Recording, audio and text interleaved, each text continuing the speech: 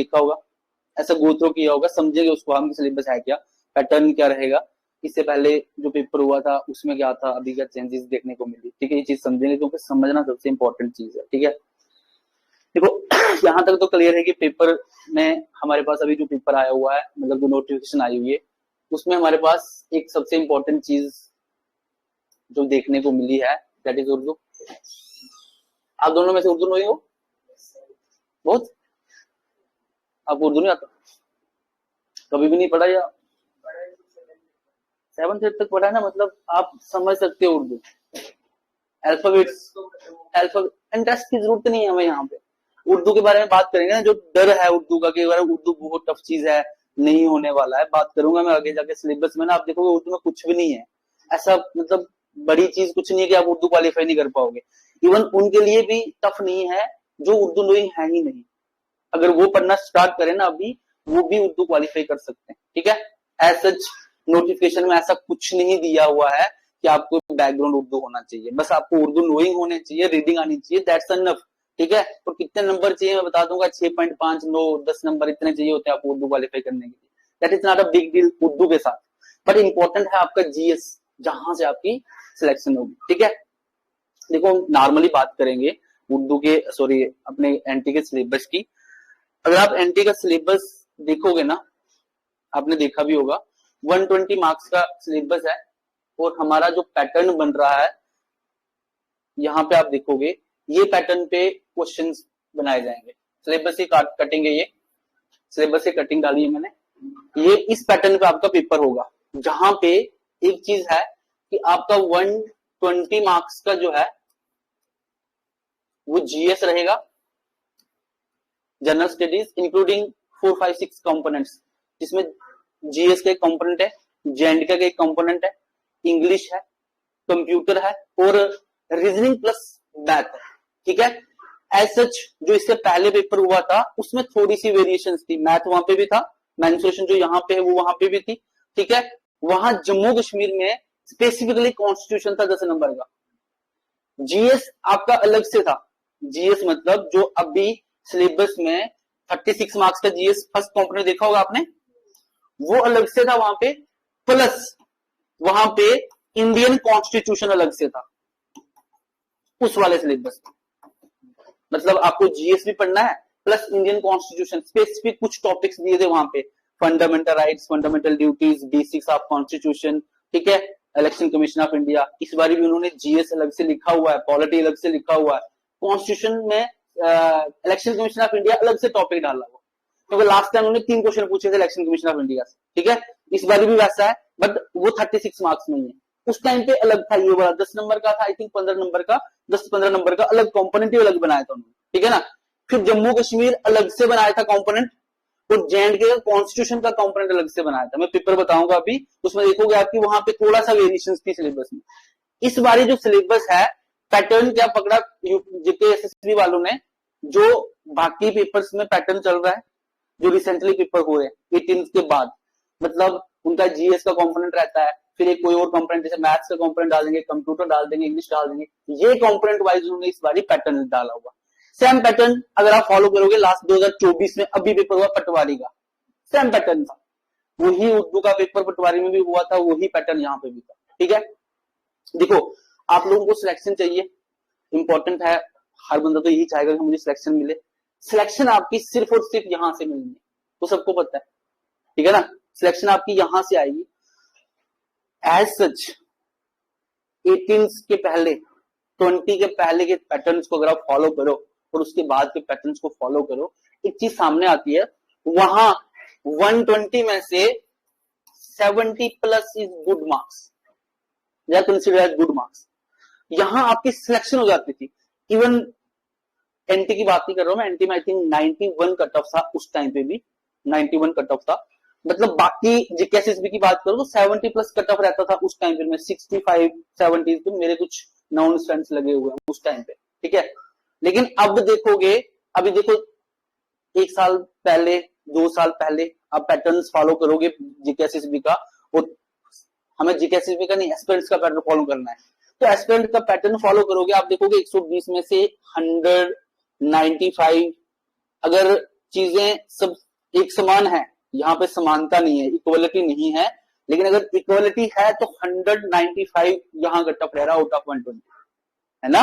देखो आप एनटी का जीके पीएसआई का सब इंस्पेक्टर का देखो कट ऑफ 90s में रहा, 90s प्लस हुआ, ठीक है ना। 91 92 वाले कुछ फ्रेंड्स बाहर थे मेरे, तो मतलब 90 प्लस कट ऑफ था, है ना। उसके बाद पंचायत अकाउंट असिस्टेंट, यहां देखो कट ऑफ बहुत हाई रहा, तो मतलब जेके एसएसबी में कट ऑफ आपको ज्यादा देखने को मिलता है, ठीक है। अगर उस पैटर्न को फॉलो करो तो यहां पे भी आपको इसको क्वालिफाई करने के लिए एक अच्छा नंबर लेके आना होगा, तब जाके आप सिलेक्शन में आओगे। बट यहां पे एक चीज और मैटर करती है, वो है उर्दू, ठीक है। उर्दू क्यों बता रहा हूं मैं, क्योंकि उर्दू बहुत सारे बच्चे ऐसे होंगे जो पेपर 1 में बैठेंगे, अच्छे मार्क्स ले आएंगे, लेकिन हो सकता है उनका उर्दू क्वालिफाई ना हो पाए, ठीक है ना।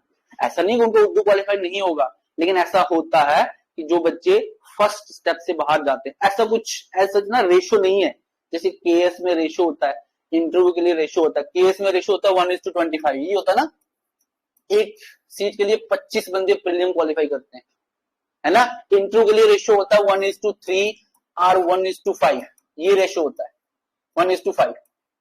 एज सच इसमें कोई पैटर्न नहीं है, यहां पे आपको मिनिमम मार्क्स अगर जीएस में उतने होंगे जितने उन्होंने लिखा यहां पे, इतने अगर आपके पास मार्क्स होंगे जीएस में, तो आप पेपर 2 के लिए जाओगे, मतलब उर्दू का पेपर दोगे, ठीक है ना। तो ऐसा नहीं है कि कट ऑफ बनेगा पहले पेपर में, वही उर्दू का पेपर देगा, और फिर जो उर्दू वाले पेपर में क्वालिफाई कर पाएंगे फिर मेरिट बनेगा, ऐसा कुछ नहीं है। आपको मिनिमम मार्क्स चाहिए, आई थिंक यहाँ पे मैं बताऊंगा आगे चलते कितने आपको चाहिए जीएस में, तो आप पेपर 2 में बैठ सकते हो, ठीक है। तो यहाँ पे 20 नंबर चाहिए, 24 जनरल वालों को चाहिए सिर्फ क्वालिफाई करने के लिए, मतलब 120 में से 24 मार्क्स आते हैं जिसके वो क्वालिफाई करेगा। तो लेके चलो कि अगर फॉर्म लगते हैं तो 80% बच्चा इतना मार्क्स तो लेके आएगा, है ना। ऐसा नहीं है कि 20% बच्चे इससे कम मार्क्स लाते हैं यहाँ पे माइनस में मार्क्स भी आते हैं, ठीक है ना। 80% बच्चा जो है वो अबाउ 24 मार्क्स से अबव होगा, ठीक है, जो क्वालिफाई करेगा पेपर 2 के लिए। तो मतलब कंपटीशन अगेन इन पेपर 2 में भी है, लेकिन उस कंपटीशन को जहां से ही कोप अप किया जा सकता है, अदरवाइज नहीं कर सकते आप। अब चाहोगे कि यार वहां जाऊंगा, वहां बच्चे बाहर होंगे, ऐसा सोच के पहले ही नहीं चलना, ठीक है ना। इस सबको कवर अप करने के लिए your focus should be on this portion, ये वाला पेपर 1 जीएस पोर्शन पे। और जीएस का सिलेबस भी अगर आप देखोगे ना, तो इतने मजेदार सिलेबस है कि आप अच्छे से मार्क्स ला सकते हो, ऐसा कुछ नहीं उसमें। देखो फंसने वाला उसमें एक ही कंपोनेंट है 24 मार्क्स का, ऐसा अभी तक जो मैं समझता हूं वो है आपका इंग्लिश, ठीक है। फॉर ग्रांटेड लेते हैं बच्चे, आप भी लोगे, और मैं नहीं चाहता हूं कि आप लोग फॉर ग्रांटेड लो इंग्लिश को। फोकस इक्वली और ज्यादा वेटेज दो अपने पढ़ाई की इंग्लिश पे, क्योंकि 24 मार्क्स की इंग्लिश है ना, इतने क्वेश्चन गलत करवा देती है पेपर में, आपको खुद पता नहीं होता। आप इतना थंटी वे से पेपर करके आओगे, बोलोगे मेरा तो 100% इंग्लिश ठीक है, बाद में पता लगेगा इसका आप बना दिया आपने, तो वो बाहर हो गया, ठीक है। इंग्लिश 24 मार्क्स की जो है, रिमेनिंग 96 मार्क्स पॉकेट मनी है, सिर्फ पॉकेट मार्क्स है, कुछ भी नहीं करना आपको। मतलब पढ़ोगे, फोकस्ड होके पढ़ोगे, 96 में से रिमेनिंग 96 रहते हैं, वहां से आप बहुत अच्छे मार्क्स लेके आ सकते हो। जीएस 60 मार्क्स का, जेएनके इंक्लूड करो, 24 का जेएनके, 36 का जीएस, ठीक है। जीएस में हमारे पास क्या है, हमारे पास पीवाई क्यू पढ़े, पीवाई क्यू मतलब जो पुराने पेपर हुए हैं 20 के बाद अभी तक के जीके एसएसबी के सारे पेपर उठाओ, एक पैटर्न फॉलो करो कि जीके एसएसबी पूछता क्या है, ठीक है ना। एज सच आप उन कंपोनेंट्स को पढ़ोगे, मैं सिलेबस पे लेके जाऊंगा अभी, स्विच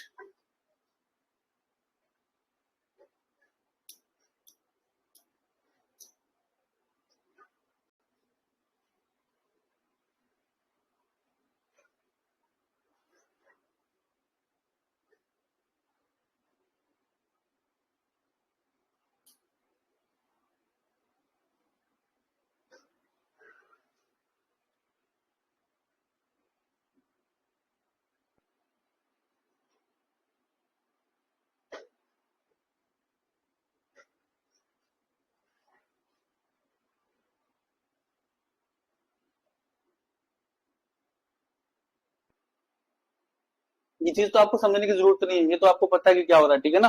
कैटेगरी वाइज क्या है, ठीक है।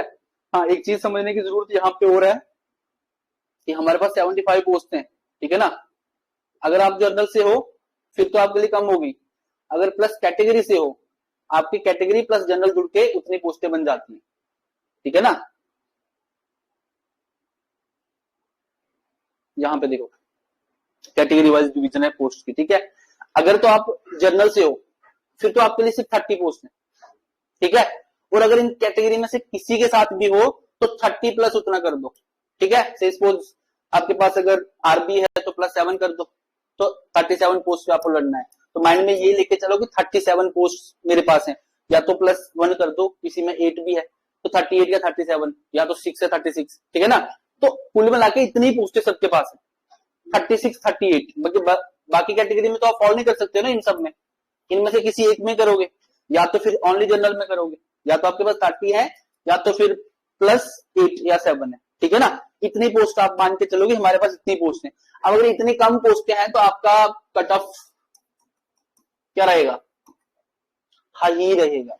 पहले ही माइंड सेट होना चाहिए यार कट ऑफ मेरा ना 100+ रहने वाला है, ठीक है। और मुझे पढ़ना कैसे 100+ के लिए पढ़ना है।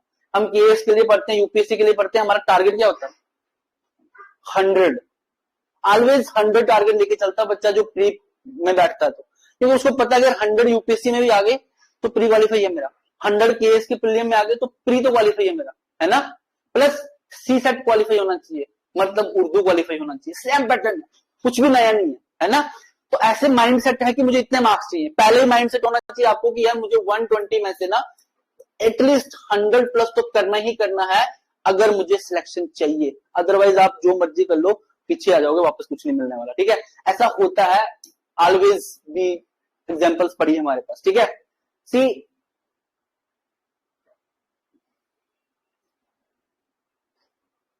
मैं इसके बारे में बाद में बात करूंगा, पहले मैं थोड़ा सिलेबस बता देता हूं, ठीक है। देखो ये पहले दो कंपोनेंट्स, ठीक है, दोनों जीएस के कंपोनेंट्स हैं, उर्दू सॉरी यहाँ पे जेएंड के प्लस जनरल स्टडीज। देखो आज से जब से आपने पढ़ना शुरू किया ना, ऐसा आई डोंट नो कब से पढ़ रहे हो, जब से भी आप पढ़ रहे होंगे ये चीज तो क्लियर है कि इसमें से आपने कुछ ना कुछ तो पढ़ा ही होगा, ऐसा नहीं है कि यहां से आपने कुछ नहीं पढ़ा होगा, ठीक है। बस आपको उस सबको अलाइन करना है विद जेके एसएसबी, ठीक है, क्योंकि आपने यहां पे सब कुछ पढ़ा होगा। अलाइनमेंट इंपॉर्टेंट है कि इसको जीके एसएसबी के पर्सपेक्टिव से कैसे पढ़ा जाए, हमें क्या पता। अब किसी ने यूपीएससी के लिए या केएस के लिए पढ़ा होगा, आपने 2 साल पहले अकाउंट असिस्टेंट के लिए पढ़ा होगा, पंचायत सेक्रेटरी के लिए पढ़ा होगा, वो डिफरेंट है वहां पे, ठीक है ना। क्योंकि यहाँ आप एनटी के लिए पढ़ रहे हो और एनटी का जो पेपर बनाने वाला होगा ना उसकी साइकोलॉजी भी यही होगी, यार मैं एनटी का पेपर बना रहा हूँ, ठीक है ना, question should be harder, that जो भी मैं क्वेश्चन बनाऊंगा वो थोड़े वेटेज वाले होने चाहिए, ठीक है। अभी जीके का पैटर्न भी बदल रहा है, पहले 1 लाइनर क्वेश्चन आते थे, अब वो भी स्टेटमेंट बेस्ड क्वेश्चन पूछ रहे हैं। तुम लेके चलोगे स्टेटमेंट बेस्ड क्वेश्चन यहां से भी आएंगे, लेकिन कितने डीप आएंगे और कैसे क्वेश्चन आएंगे ये चीज समझना, पैटर्न समझना इंपॉर्टेंट है। जब तक आप पैटर्न नहीं समझ पाओगे ना, आप अपनी जगह पढ़ते रहो, आप दिन के 10 घंटे पढ़ो, 12 घंटे पढ़ो, आउटपुट अगर आपको पता नहीं है कि मुझे देना क्या है तो नहीं कर पाओगे। सबसे इंपॉर्टेंट चीज है पैटर्न पकड़ना। हमारे पास पैटर्न पकड़ने के लिए आज से 2-3 साल पुराने पेपर हैं, उनको उठाना है, ये सिलेबस उठाना, पुराने किसी सिलेबस के साथ मैच करना, सारे टॉपिक वहां पे भी दिए गए होंगे, ठीक है ना। एक सिलेबस में सारे नहीं होंगे अगर, तो 2 पोस्टों को मिला के सारे निकल जाएंगे बाहर, ठीक है। और उसके अकॉर्डिंगली देखना जीके एसएसबी क्या करता है, क्वेश्चन कैसे पूछता है। इन सब में अगर आप क्वेश्चन की बात करोगे ना तो टॉपिक्स तो ऐसे बहुत लगते हैं हार्ड है यार, ऑब्वियसली ये सारा सिलेबस बहुत बड़ा है। देखो पहला ही है current events of national and international importance, that means you know about the national international news, ठीक है ना। इन नेशनल इंटरनेशनल न्यूज के लिए अगर आप किसी अदर कॉम्पिटेटिव एग्जाम के लिए पढ़ रहे हो तो that will be different from that GK SSB, totally different रहने वाला है, ठीक है। यहाँ के लिए आपको फॉलो करना है पैटर्न की, मुझे किस न्यूज पे फोकस रखना है, ठीक है, वहां से क्वेश्चन आएंगे। दूसरा है science and technology as a whole, as a component, as a book, पूरी साइंस एंड टेक आपको पढ़नी है, ठीक है। जरूरत नहीं है कि सारी साइंस एंड टेक पढ़ो, बट इतना आपको पता होना चाहिए कि जीके एसएसबी कितना पूछ सकता है साइंस एंड टेक से। क्या पूछ सकता है, अरे मैं बताऊंगा, S400 में क्वेश्चन पूछ सकता है जीके एसएसबी, क्योंकि जब भी कोई जीके एसएसबी वाला पेपर बनाएगा ना, उसकी साइकोलॉजी ये करेगी कि यार रिसेंटली साइंस एंड टेक में ना S400 न्यूज में था, कंपेयर करके किसी और से क्वेश्चन पूछ लेगा वो, लेकिन उसके माइंड में तो आएगा। इंसान की साइकोलॉजी सीखो, ठीक है ना। पेपर देने में मैंने बड़े पेपर दिए इससे पहले, जब पेपर देने जाते हो ना, एक पैटर्न बताता हूं आपको मैं पेपर का। जो भी बच्चा पेपर देने जाता है, चाहे जीके एसएसबी हो, केएस हो, कुछ भी पेपर दो आप, देखो अगर से आपके पास 100 क्वेश्चन है या 120 क्वेश्चन है, देखो यार सारे क्वेश्चन तो किसी को नहीं आते, ठीक है। आपको जीके एसएसबी में अराउंड 70 to 80 क्वेश्चन आएंगे ही आएंगे, अगर आप अच्छे से पढ़ के गए हो 80 क्वेश्चन आते ही आते हैं। मैं लेके चलता हूं अराउंड 80 आपको क्वेश्चन आते ही होंगे, ठीक है। क्वेश्चन करना है, सबसे इंपॉर्टेंट है पेपर में बैठ के आपको फॉलो क्या करना है। ये सारी चीजें मैटर करती हैं जिसके कंसिडर हम नहीं करते।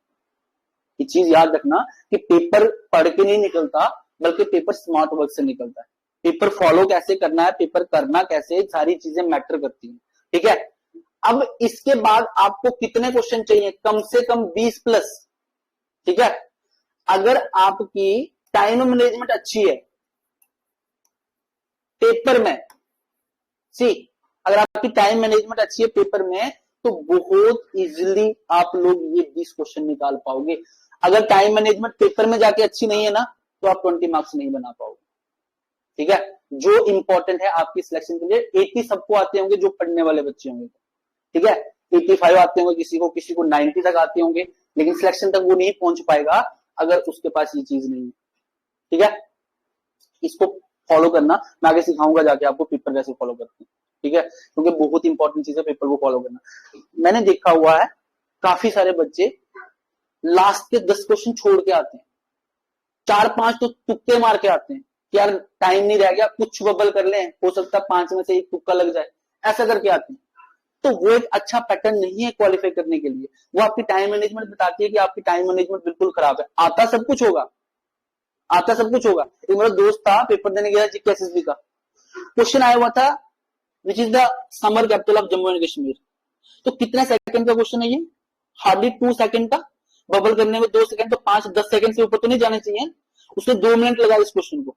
रीजन बिंग की वो सोचने लगा कि वो कह रहा कि मैं सोच रहा था यार इतना इजी क्वेश्चन पूछा होगा, there will be some twist in the question. मैं बार बार पढ़े जा रहा हूं उसको, बार बार पढ़े जा रहा हूं उसको, और बाद में गलत लगा के समर कैपिटल जम्मू डाल के। ऐसा होता है, ठीक है ना। क्यों होता है, क्योंकि उनके पास एक तो ये चीज नहीं है, दूसरा तो कभी पेपर पढ़ा नहीं है, नॉलेज बहुत है, आता सब कुछ है, तो आने से पेपर क्वालिफाई होता क्या, नहीं होता। आपको हर एक चीज पैटर्न फॉलो करना है, पेपर में बैठने से पहले टेस्ट सीरीज लगानी है, प्रैक्टिस करनी है, एक्सपीरियंस गेन करना है, कहां से पेपर क्वेश्चन लगा के, तब जाके पेपर में बैठोगे, कुछ अच्छा कर पाओगे। क्लियर। सी ये दोनों कंपोनेंट्स खुद में अच्छे खासे कंपोनेंट्स हैं। तीसरा इन्वायरमेंट, इकोलॉजी एंड बायोडाइवर्सिटी, ठीक है। ऐसा जिसको देखोगे तो ये खुद में बहुत बड़ा कंपोनेंट है, बट आपको पढ़ना क्या है, बेसिक्स ऑफ इन्वायरमेंट्स। क्वेश्चन देखो ना, उठाओ 2-3 साल पुराने जीकेएस के क्वेश्चन, पूछते क्या, इकोलॉजी क्या होती है। एक ना यूट्रोफिकेशन 3 बार पेपर में पूछा है जीकेएस में, बार बार रिपीट किया है यूट्रोफिकेशन, मतलब बेसिक्स क्वेश्चन पूछ रहे हैं और उनको हमेशा यूट्रोफिकेशन ही मिल रहा है। एक पेपर में डायरेक्टली पूछा है, दूसरे पेपर में थोड़ा सा घुमा के पूछा, फिर यूट्रोफिकेशन पूछा, तीसरे पेपर में फिर डायरेक्ट पूछ दिया हुआ, ठीक है। एक बेसिक टर्म्स उठाते हैं, फूड चेन, फूड वेब क्या होती है, ऐसे क्वेश्चन पूछे जाते हैं, ठीक है। सी इंडियन नेशनल मूवमेंट्स इंपॉर्टेंट है, यहां से क्वेश्चन आएगा, और एक नहीं बल्कि 2 से 3 क्वेश्चन आएंगे यहां से, 2-3 प्लस मत है, 2 या 3 क्वेश्चन इतने आते हैं यहां से, हर बार ही आते हैं। पहले क्या होता था, सिंगल क्वेश्चन पूछते थे, ठीक है ना। ये मूवमेंट कब हुई थी, ऐसे सिंगल क्वेश्चन। अब उन्होंने एक पैटर्न पकड़ा हुआ जीकेएसएसबी ने कि वो क्या करते हैं, 3-4-5 चीजें पूछेंगे, बाद में बोलेंगे इन सबको क्रोनोलॉजिकल ऑर्डर में डालो। जीके ये हिस्ट्री से, मॉडर्न हिस्ट्री मतलब इंडिपेंडेंट 1857 के बाद वाली हिस्ट्री, ठीक है ना। सारी इवेंट्स उठाएंगे, एक इवेंट्स को 4-5 इवेंट्स पूछेंगे। अब उठा लो पिछले साल का पेपर, उसके पिछले साल का पेपर देखो, उसमें से 2 हिस्ट्री क्वेश्चन ऐसे ही पूछे होंगे, 4-5 चीजें। तो ये भी नहीं कि बहुत खतरनाक, सिंपल खा देंगे। जलियांवाला बाग मैसेकर कब हुआ था, नॉन कॉपरेशन मूवमेंट, सीडीएम और क्विट इंडिया मूवमेंट, ये क्वेश्चन पूछा हुआ लास्ट ईयर। अब इन सबको आपको क्रोनोलॉजिकल ऑर्डर में डालना है, पहले कब हुआ था, दूसरा, तीसरा, चौथा, दैट इज सिंपल, ठीक है। बुक्स पूछते हैं यहां से, इंपॉर्टेंट है, कौन सी बुक्स किसकी थी, मतलब हिस्ट्री से, ऐसे क्वेश्चन यहां से आते हैं। तो मतलब ये वाली चीज भी बारे पढ़ने के काबिल है और यहां से अच्छे मार्क्स हम ला सकते हैं। See political and physical division of the world and India, it is not a geography, geographical basic geography का कुछ भी नहीं है, just physiography of India and the world पढ़नी है आपको, ठीक है। और वर्ल्ड से भी क्वेश्चन पूछते हैं, जेकेएसएस भी लास्ट ईयर था, और इंडिया से भी क्वेश्चन पूछा जाता है, physiography of India and the world, ठीक है। मैं खुद करवाऊंगा ये वाली, और मैं मान के चलूंगा कि अगर उसके बाद कोई बाहर से क्वेश्चन आएगा फिर मुझे बताना, ठीक है। Physiography of India and the world, ठीक है ना। मतलब इतना जेन्युइन सा टॉपिक है, और ऐसे ना जैसे मैथमेटिक्स होता है ना, जिसमें आपको लर्न कुछ नहीं करना, बस प्रैक्टिस करनी है, ऐसा एज सच रहने वाला ये, ठीक है। यहां से क्वेश्चन आते हैं, इंडियन इकोनॉमी, देखो भाई यहां से करंट से क्वेश्चन आएगा, बेसिक से क्वेश्चन नहीं आते, आएगा बेसिक से भी। तो लास्ट गारंटी का पेपर मैं बताऊंगा अभी, देखना वहां पे इन्फ्लेशन पे क्वेश्चन पूछा हुआ है, डिमांड पुल इन्फ्लेशन, ठीक है ना, इन्फ्लेशन पे क्वेश्चन पूछा हुआ है, बेसिक इकोनॉमी जो माइक्रो इकोनॉमी होती है वहां से क्वेश्चन पूछे हुए उस टाइम पीरियड, ठीक है। Then Indian culture and heritage, again important है और जीके का फेवरेट टॉपिक है, ठीक है। वो टफ बनाने के चक्कर में यहां से क्वेश्चन पूछते हैं। पिछला पेपर उठाओगे तो वहां पे आप देखोगे एंशिएंट से, एंशिएंट इंडिया से ज्यादा क्वेश्चन पूछे जाते हैं, मेडिवल से भी पूछते हैं, मेडिवल से फिर भी क्वेश्चन निकल जाते हैं, क्योंकि बड़ा जनरल सा क्वेश्चन पूछ देते हैं। एंशिएंट इंडिया में ज्यादा टफ वर्ड्स, जैसे यूपीएससी कभी पूछता था एक वर्ड को उठा के इसका मतलब क्या है, जेकेएससी का एक पैटर्न देखा मैंने लास्ट एक साल में, एक दो साल के पेपर हुआ था, आई थिंक पटवारी का या समथिंग कुछ ऐसा, उसमें उन्होंने ना सिंगल एक टर्म उठा के पूछी है कि इस टर्म का मतलब क्या है, अभंगा समथिंग, इसकी टर्म्स का मतलब बताओ। तो मतलब टफ बनाने की कोशिश करते हैं हम, ठीक है। क्लाइमेट एंड क्रॉप्स, यहां से क्वेश्चन ये आता है जीकेएसएसबी का, कौन सी स्टेट में क्रॉप्स जो है, कौन सी क्रॉप में सबसे बेस्ट प्रोड्यूसर है स्टेट इंडिया में, ठीक है, कौन सी क्रॉप कहां पे बनती है, ऐसे क्वेश्चन आते हैं यहाँ पे, ठीक है। Transport and communications, again favourite question है यूपी अपने जीकेएसएसबी का, ये पूछते हैं हाईवे नंबर ये वाला किसको किसको के साथ कनेक्ट करता है, या तो उस वाले एरिया में कौन सा हाईवे है, ठीक है ना। रेलवे स्टेशन के कौन कौन से हेडक्वार्टर्स कहां पे, नॉर्थ ईस्ट वेस्ट साउथ, आपको पता होंगे 5 है इंडिया में, तो कहां कहां पे है, किसका कौन सा है, ईस्ट का कहां है, वेस्ट का कहां है, नॉर्थ का कहां है, साउथ का कहां है, तो ऐसे यहां से भी क्वेश्चन पूछते हैं। डेमोग्राफी, सेंसस पढ़ के चले जाओ, कुछ भी बाहर से नहीं आने वाला, 2011 का सेंसस हमारे पास, इससे पहले उसका डेटा पढ़ के चले जाओ, कुछ भी बाहर से नहीं आने वाला। अगेन अगर आपने देखा होगा लास्ट ईयर उन्होंने एक क्वेश्चन पूछा था, जीकेएसएसबी का कुछ क्वेश्चन है, मतलब कोई पेपर में मैंने देखा, उन्होंने क्वेश्चन पूछा हुआ है 4 स्टेट्स बताइए, पॉपुलेशन वाइज उनको क्रोनोलॉजिकल ऑर्डर में डालना है। डेमोग्राफी से क्वेश्चन है, सेंसस से उठाया 2011 से, 2011 के सेंसस के अकॉर्डिंग किसकी पॉपुलेशन ज्यादा थी, फिर कम फिर कम फिर कम फिर कम, ऐसे क्वेश्चन पूछा उन्होंने, ठीक है। यहां से important rivers and lakes in India, again simple topic है, आप आए दिन पढ़ते रहे होंगे इसको, और यहां से भी क्वेश्चन आने के चांसेस है। देखो सबसे ज्यादा क्वेश्चन यहां से आएंगे, ये यहां से क्लाइमेट, इंडियन कल्चर से, क्रॉप से, ये ट्रांसपोर्ट एंड कम्युनिकेशन से, डेमोग्राफी से, रिवर लेक से, सारे से क्वेश्चन ऐसे पूछा नहीं है कभी, लेकिन हो सकता है पूछ भी ले, ठीक है। थोड़ी बहुत सॉइल्स हम पढ़ेंगे, जितनी क्लास में पढ़ेंगे उतनी इनफ है, क्लियर। डिजास्टर मैनेजमेंट, यहां से भी क्वेश्चन आने के चांसेस होते हैं, लेकिन ज्यादा कोशिश करते हैं वो यहाँ से करंट के साथ क्वेश्चन पूछते हैं, ठीक है ना। अगर पूछा उन्होंने करंट के बेसिस पे क्वेश्चन पूछे, ठीक है। इलेक्शन कमीशन ऑफ इंडिया, भाई लास्ट ईयर तो 3 क्वेश्चन पूछे थे, मतलब जब एनटी का पिछली बारी पेपर हुआ था, ठीक है। सीधे सीधे आर्टिकल उठा के पूछ लिए थे, 3 से लेके 3 to 7 8 तक के बीच में 3 आर्टिकल उठा दिए थे, ठीक है। और वो आर्टिकल ऐसे लगते थे कि वो फंडामेंटल राइट्स उठाएंगे, ठीक है, क्योंकि वो फंडामेंटल राइट और वहां सेम चीजें बताई जाती हैं, तो वो आप पढ़ेंगे इसको तो आप देखना।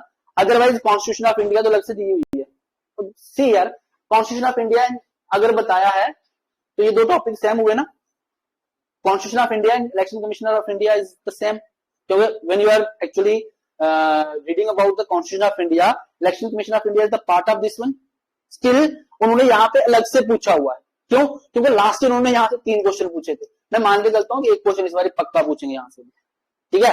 और है क्या, सिर्फ और सिर्फ 6 से 7 आर्टिकल्स, ठीक है, 7 आर्टिकल पढ़ के चले जाओ, डेफिनेटली एक क्वेश्चन वहां से आएगा। एक क्वेश्चन बड़े मायने रखता है, उनसे पूछना जिनको इतने नंबर कम हो जाते हैं सिलेक्शन के लिए, ठीक है, ऐसा होता है बाद में 0.75 कम हो गए, clear. And finally human rights, again political ही है लेकिन थोड़ा ह्यूमन राइट्स पे इंटरनेशनल इश्यूज के बारे में थोड़ा पता होना चाहिए, बैकग्राउंड के परस्पेक्टिव से, मतलब बैकग्राउंड परस्पेक्टिव में कहूं तो बाहर मतलब ह्यूमन राइट्स का इश्यूज कहां से स्टार्ट हुए, क्या क्या चीजें थी, पहले वाले बिल्स ऑफ राइट्स क्या थे, ये चीजें होनी चाहिए। थोड़ा ऐसे पूछ देते हैं, बोलो बिल्स ऑफ राइट्स कब बने थे, ठीक है ना, बिल्स ऑफ राइट्स कहां के थे, ऐसे क्वेश्चन पूछ सकते हैं वो लोग। जी किसी भी कोई भी क्वेश्चन बना देता है, मैं पुराना पेपर बताऊंगा आप देखोगे वो तो कुछ भी नहीं था पेपर यार, लिटरली मैं उस पेपर को फॉलो करने के लिए भी नहीं बोलूंगा। माइंड में ऐसा मत रखना कि एनटी का पेपर जो 2018 में हुआ था वो पेपर दोबारा देखने को मिलेगा आपको, क्योंकि वो पेपर बहुत इजी पेपर था, ठीक है, मैं तब भी नहीं बोलूंगा उसको फॉलो करो। 2020 के बाद टिल 2024 लास्ट पेपर जो हुए हैं तब तक के पेपर जो भी मिलते हैं जीके एसएसबी के, उनको कलेक्ट करके अपने पास ना रखो, वो आपको गाइड करेंगे कि मुझे क्या पढ़ना है, वो इंपॉर्टेंट है, ठीक है। सी ये 36 मार्क्स का है ना,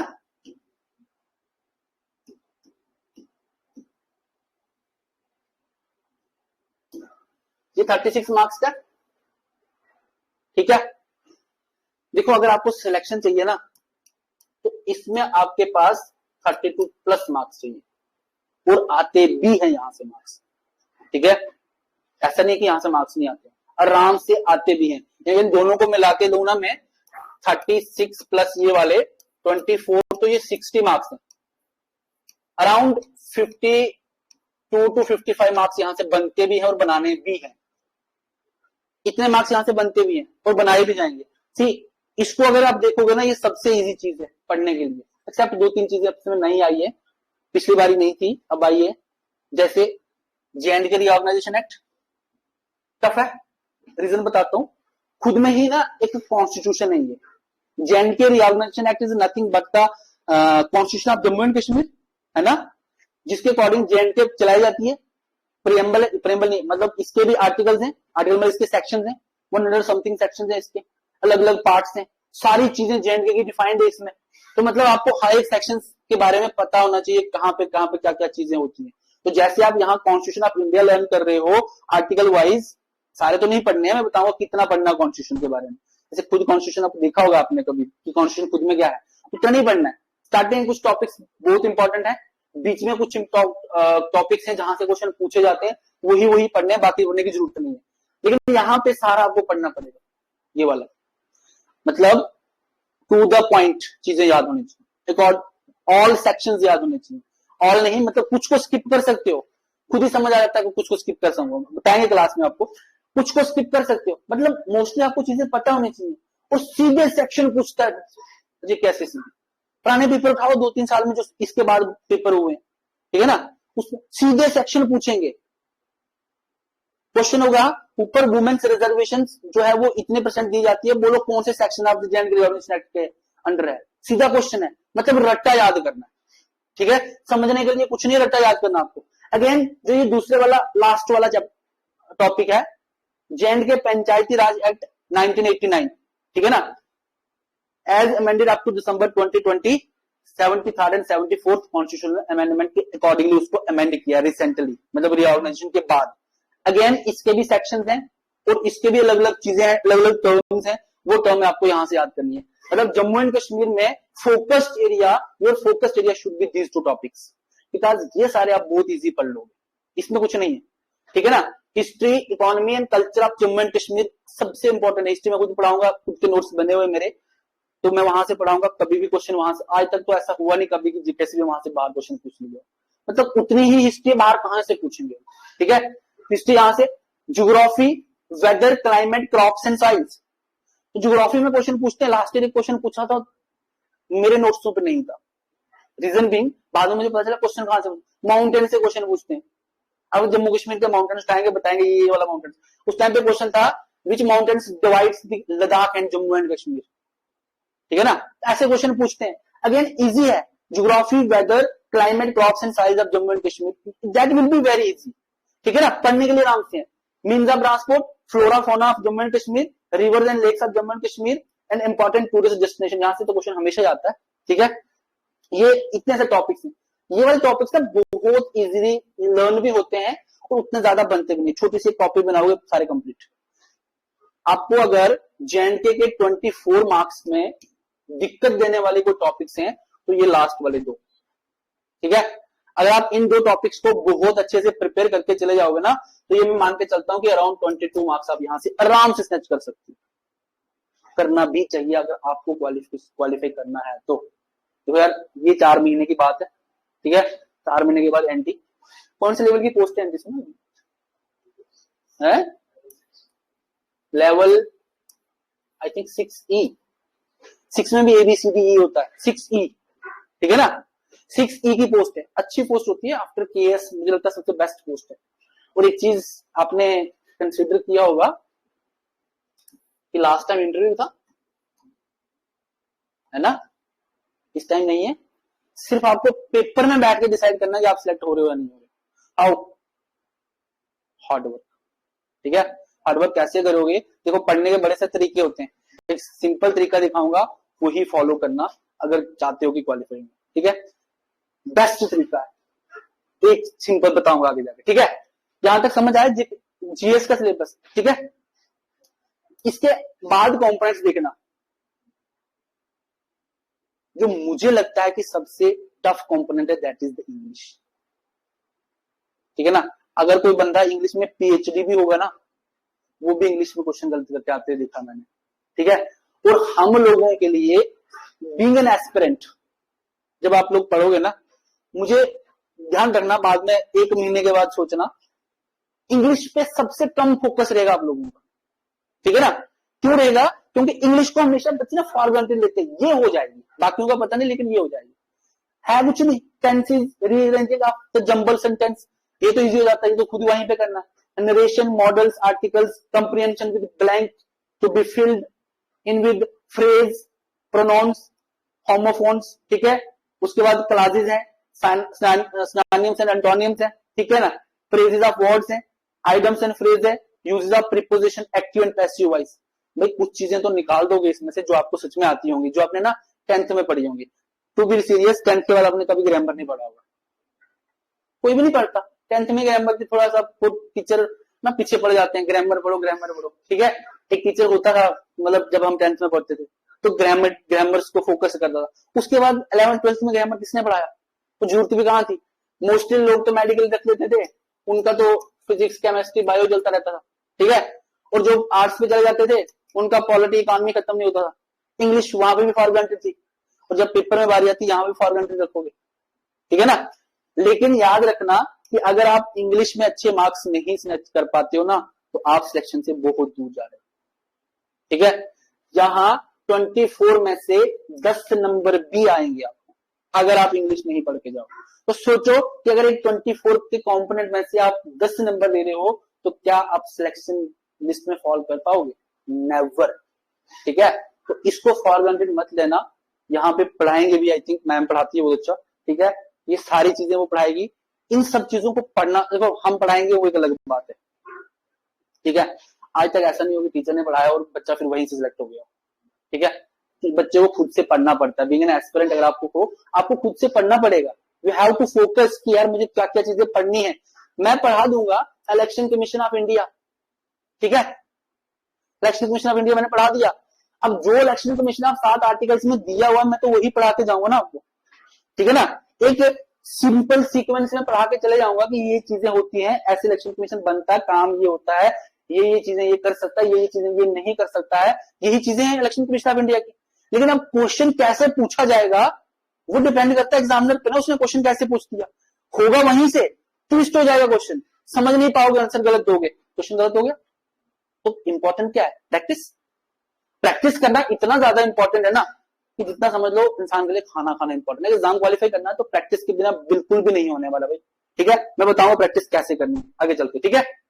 यहां तक क्लियर हुआ। इंग्लिश के बाद 2 कंपोनेंट्स और हैं, दीज 2 भाई। ये अगेन जैसे मैंने आपको ऊपर जम्मू कश्मीर बताया था ना, जम्मू कश्मीर मैंने इसलिए बताया था, हो सकता है आपने ना पढ़ा होगा भी, ठीक है ना। लेकिन जम्मू कश्मीर ना पढ़ने के बाद भी जब आप पढ़ोगे ना, वो इजी लगने लगेगा आपको। कुछ भी नहीं है, आपने ये राजा महाराजों के नाम सबके सुने होंगे आज तक, ठीक है ना। ऐसा कुछ नहीं है कि ऐसा कुछ भी नहीं सुना आपने, ठीक है, पता होगा डोगरा रूल हुआ करता था, ये चीजें सारी पता होंगी, उनके बारे में हमें थोड़ी थोड़ी हिस्ट्री याद करनी है ना, क्या क्या किया था काम, अच्छे क्यों थे बुरे क्यों थे, बस ये चीजें पढ़नी है, समझ में आ जाएगा। ज्योग्राफी में जम्मू कश्मीर की, जब हमें physical map of India and the world पढ़ना है, हम अगर उसको याद कर सकते हैं तो why not this Jammu and Kashmir इतना सता है, ठीक है। River and lakes of India की पूरी याद रखनी है आपको, तो जम्मू कश्मीर की तो इतनी सी है, उनको याद करने में क्या होगा, तो इसलिए मैं कह रहा हूं इजी है वो चीजें, सच में इजी है, बट इंग्लिश प्रैक्टिस के बिना नहीं आती, इंपॉर्टेंट है। रूल्स तो सब पता होंगे यार, इंग्लिश में इतने सारे रूल होते हैं ना, इतने सारे रूल होते हैं, जब आप इंग्लिश एक बार पढ़ोगे ना तब आप रियलाइज करोगे, ठीक है ना। एक आफ को लगाने के लिए भी पता नहीं कितने रूल्स उठा के चले आते हैं इंग्लिश में। अब ग्रामेटिकल इंग्लिश बताओगे तो पेपर में तो ग्रामेटिकली आएगी ना, लिखने पढ़ने में तो कुछ भी बोल सकते हो आप।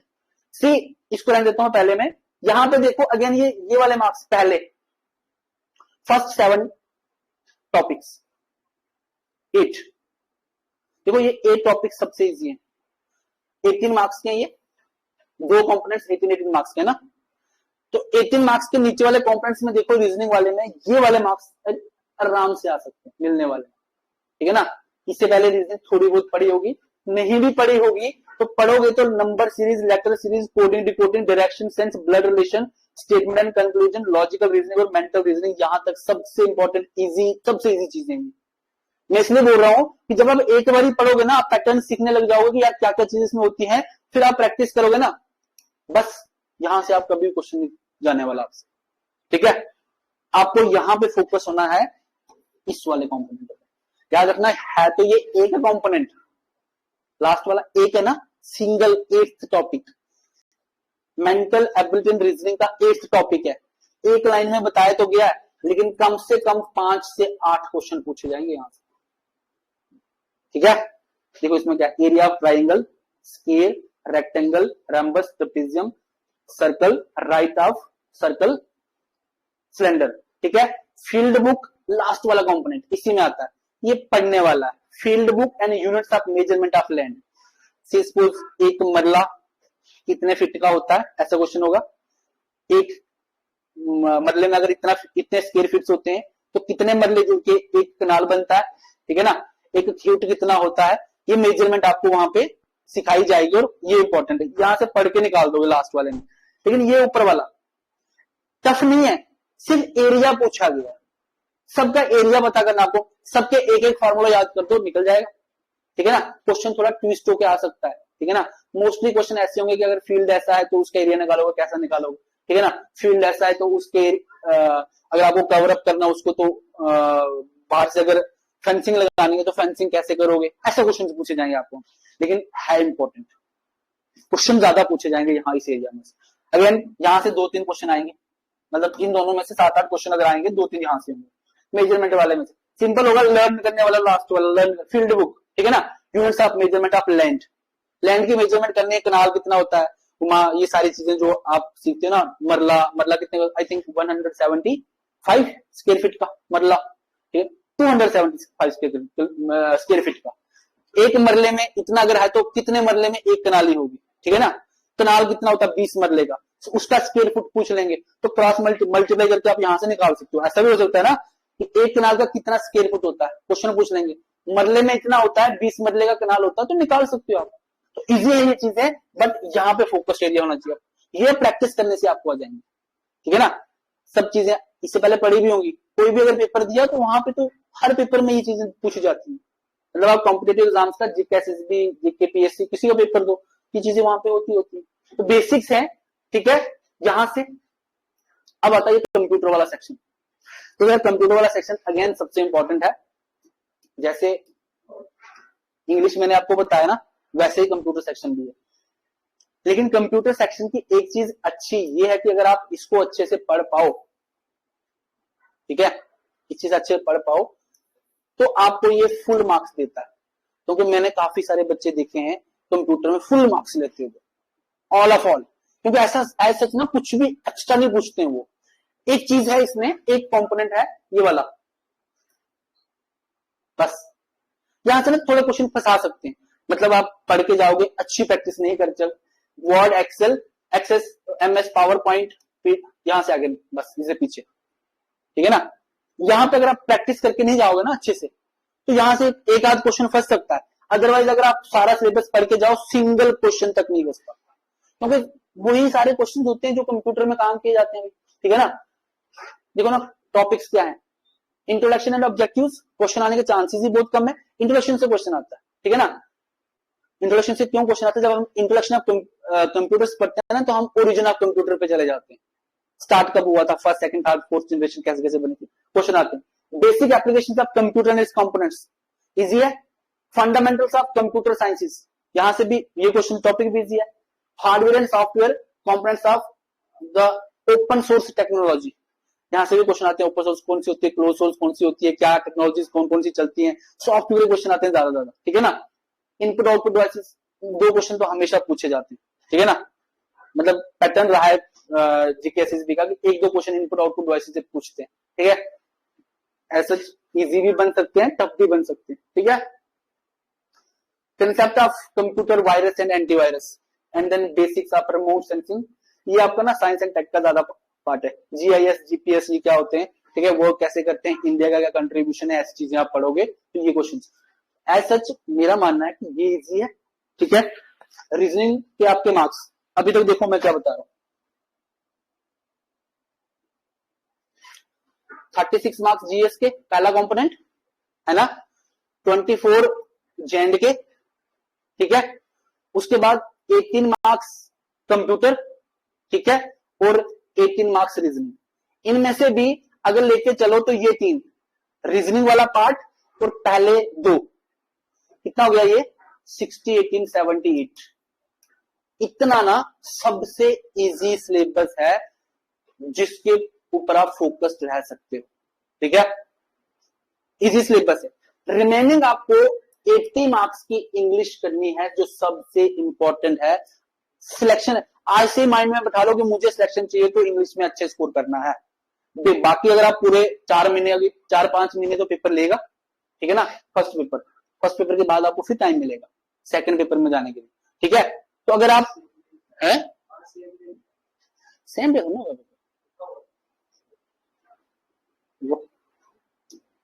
सेम डे नहीं होता पेपर यार, है वो तो एक ही पेपर होगा, सेक्शन ए सेक्शन बी होगा उसमें।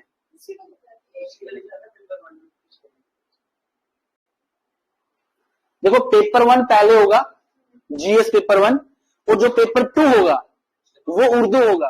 मैं बताऊंगा कैसा पेपर होगा, ये चीज मैं समझाऊंगा, ये बहुत कॉम्प्लिकेटेड है समझने के लिए, ठीक है, मैं भी समझाऊंगा, ठीक है।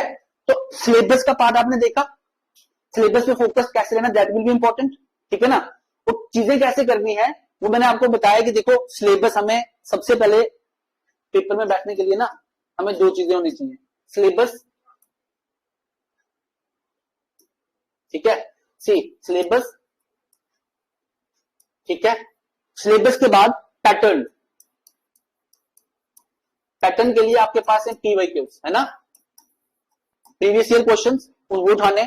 सिलेबस पता है, सिलेबस पूरा पता होना चाहिए कि सिलेबस कहां कहां पे है और पॉइंट टू पॉइंट क्या चीज की वेटेज बन सकती है क्या की नहीं बन सकती है। एक बार सिलेबस पढ़ना शुरू करोगे, सिलेबस समझना शुरू करोगे तो ये चीज भी आने लगेगी कि मुझे क्या नहीं आता। तो पेपर के लास्ट आखिरी दिन तक कुछ बच्चे ऐसे होते हैं जिनको ये पता होता है कि जीएस है, तो जीएस के अंदर क्या है वो नहीं पता, ठीक है ना, उनको यही नहीं पता कि जीएस के अंदर क्या है, वो क्या समझ लेंगे कि मुझे क्या नहीं आता क्या नहीं आता क्या आता है, ठीक है ना। तो ऐसे आपको ये चीज क्लियर होनी चाहिए कि सिलेबस के अंदर है क्या क्या, उस पूरे सिलेबस की वेटेज कितनी है, ठीक है ना। तो पूरे सिलेबस की इतनी वेटेज है, एक कंपोनेंट उसमें ये सारे कंपोनेंट्स हैं, तो मुझे उन कंपोनेंट्स में कितना पढ़ना है।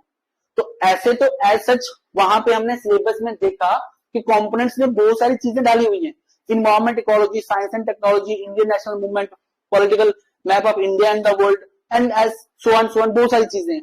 लेकिन सबको मिला के आपको लास्ट पे 36 क्वेश्चन पूछे जाएंगे, ठीक है ना।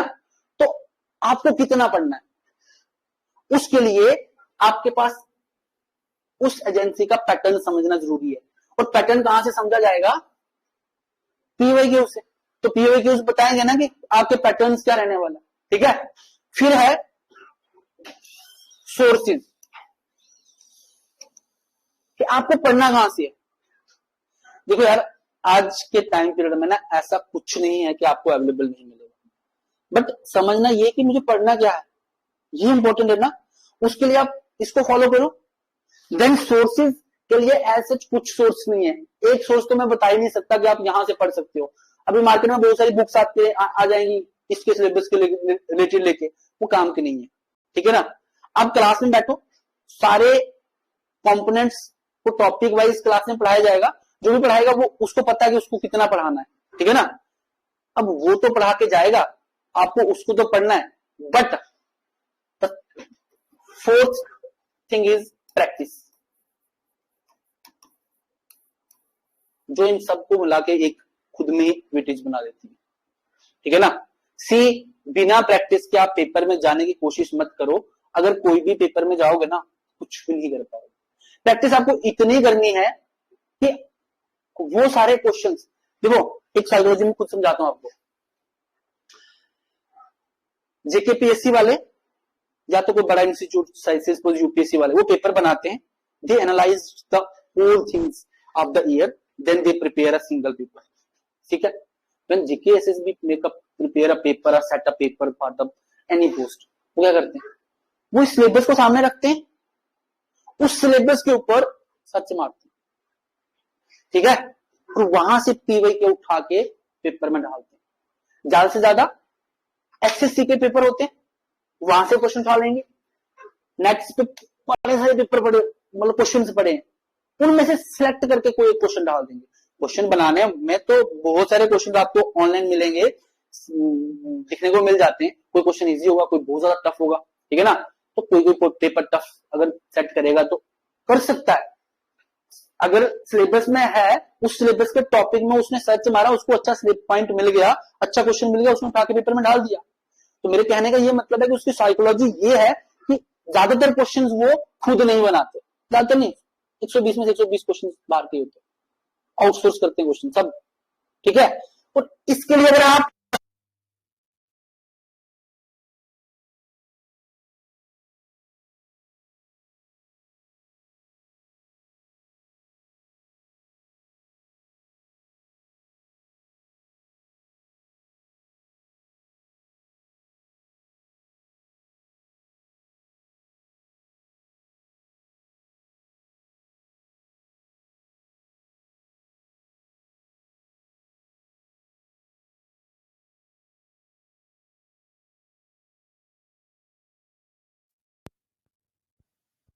सच आपको थोड़ी चीजें तो पता होंगी उसके बारे में, क्वेश्चन जब आप पढ़ोगे तो कहीं ना कहीं तो रिफ्लेक्ट करेगा।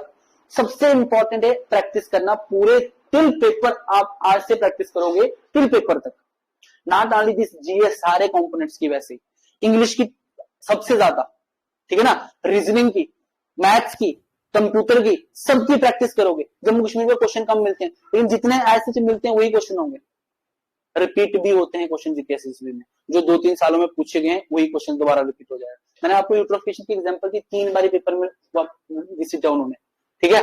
तो वापस आते हैं, साइंस से क्वेश्चन, साइंस एंड टेक्स से क्वेश्चन, एनवायरमेंट इकोलॉजी से क्वेश्चन रिपीट होते, ठीक है। तो यहां से आपको जीएस करंट अफेयर से क्वेश्चन रिपीट नहीं होगा, तो करंट अफेयर उतना ही होगा, करंट अफेयर पहले आपको पढ़ाया भी नहीं जाएगा, करंट अफेयर हम पेपर के नजदीक पढ़ाएंगे 1 महीना पहले, ठीक है ना। तो आप उस 1 महीने में उसको कवर अप कर लो, तब तक मैं सोर्सेज बता दूंगा बाद में कभी, यहाँ से आप पढ़ सकते हो डेली बेसिस पे करंट अफेयर। जम्मू कश्मीर को न्यूज़पेपर पढ़ने की जरूरत है नहीं, तो वहां से कोई क्वेश्चन बनता नहीं, क्लियर। ये चीज समझ में आई, फॉलो कैसे करना है, ये चीज अगर आप कर गए तो आप फॉलो आराम से पेपर में जाओगे, आप पेपर क्वालिफाई भी करोगे। दूसरी चीज,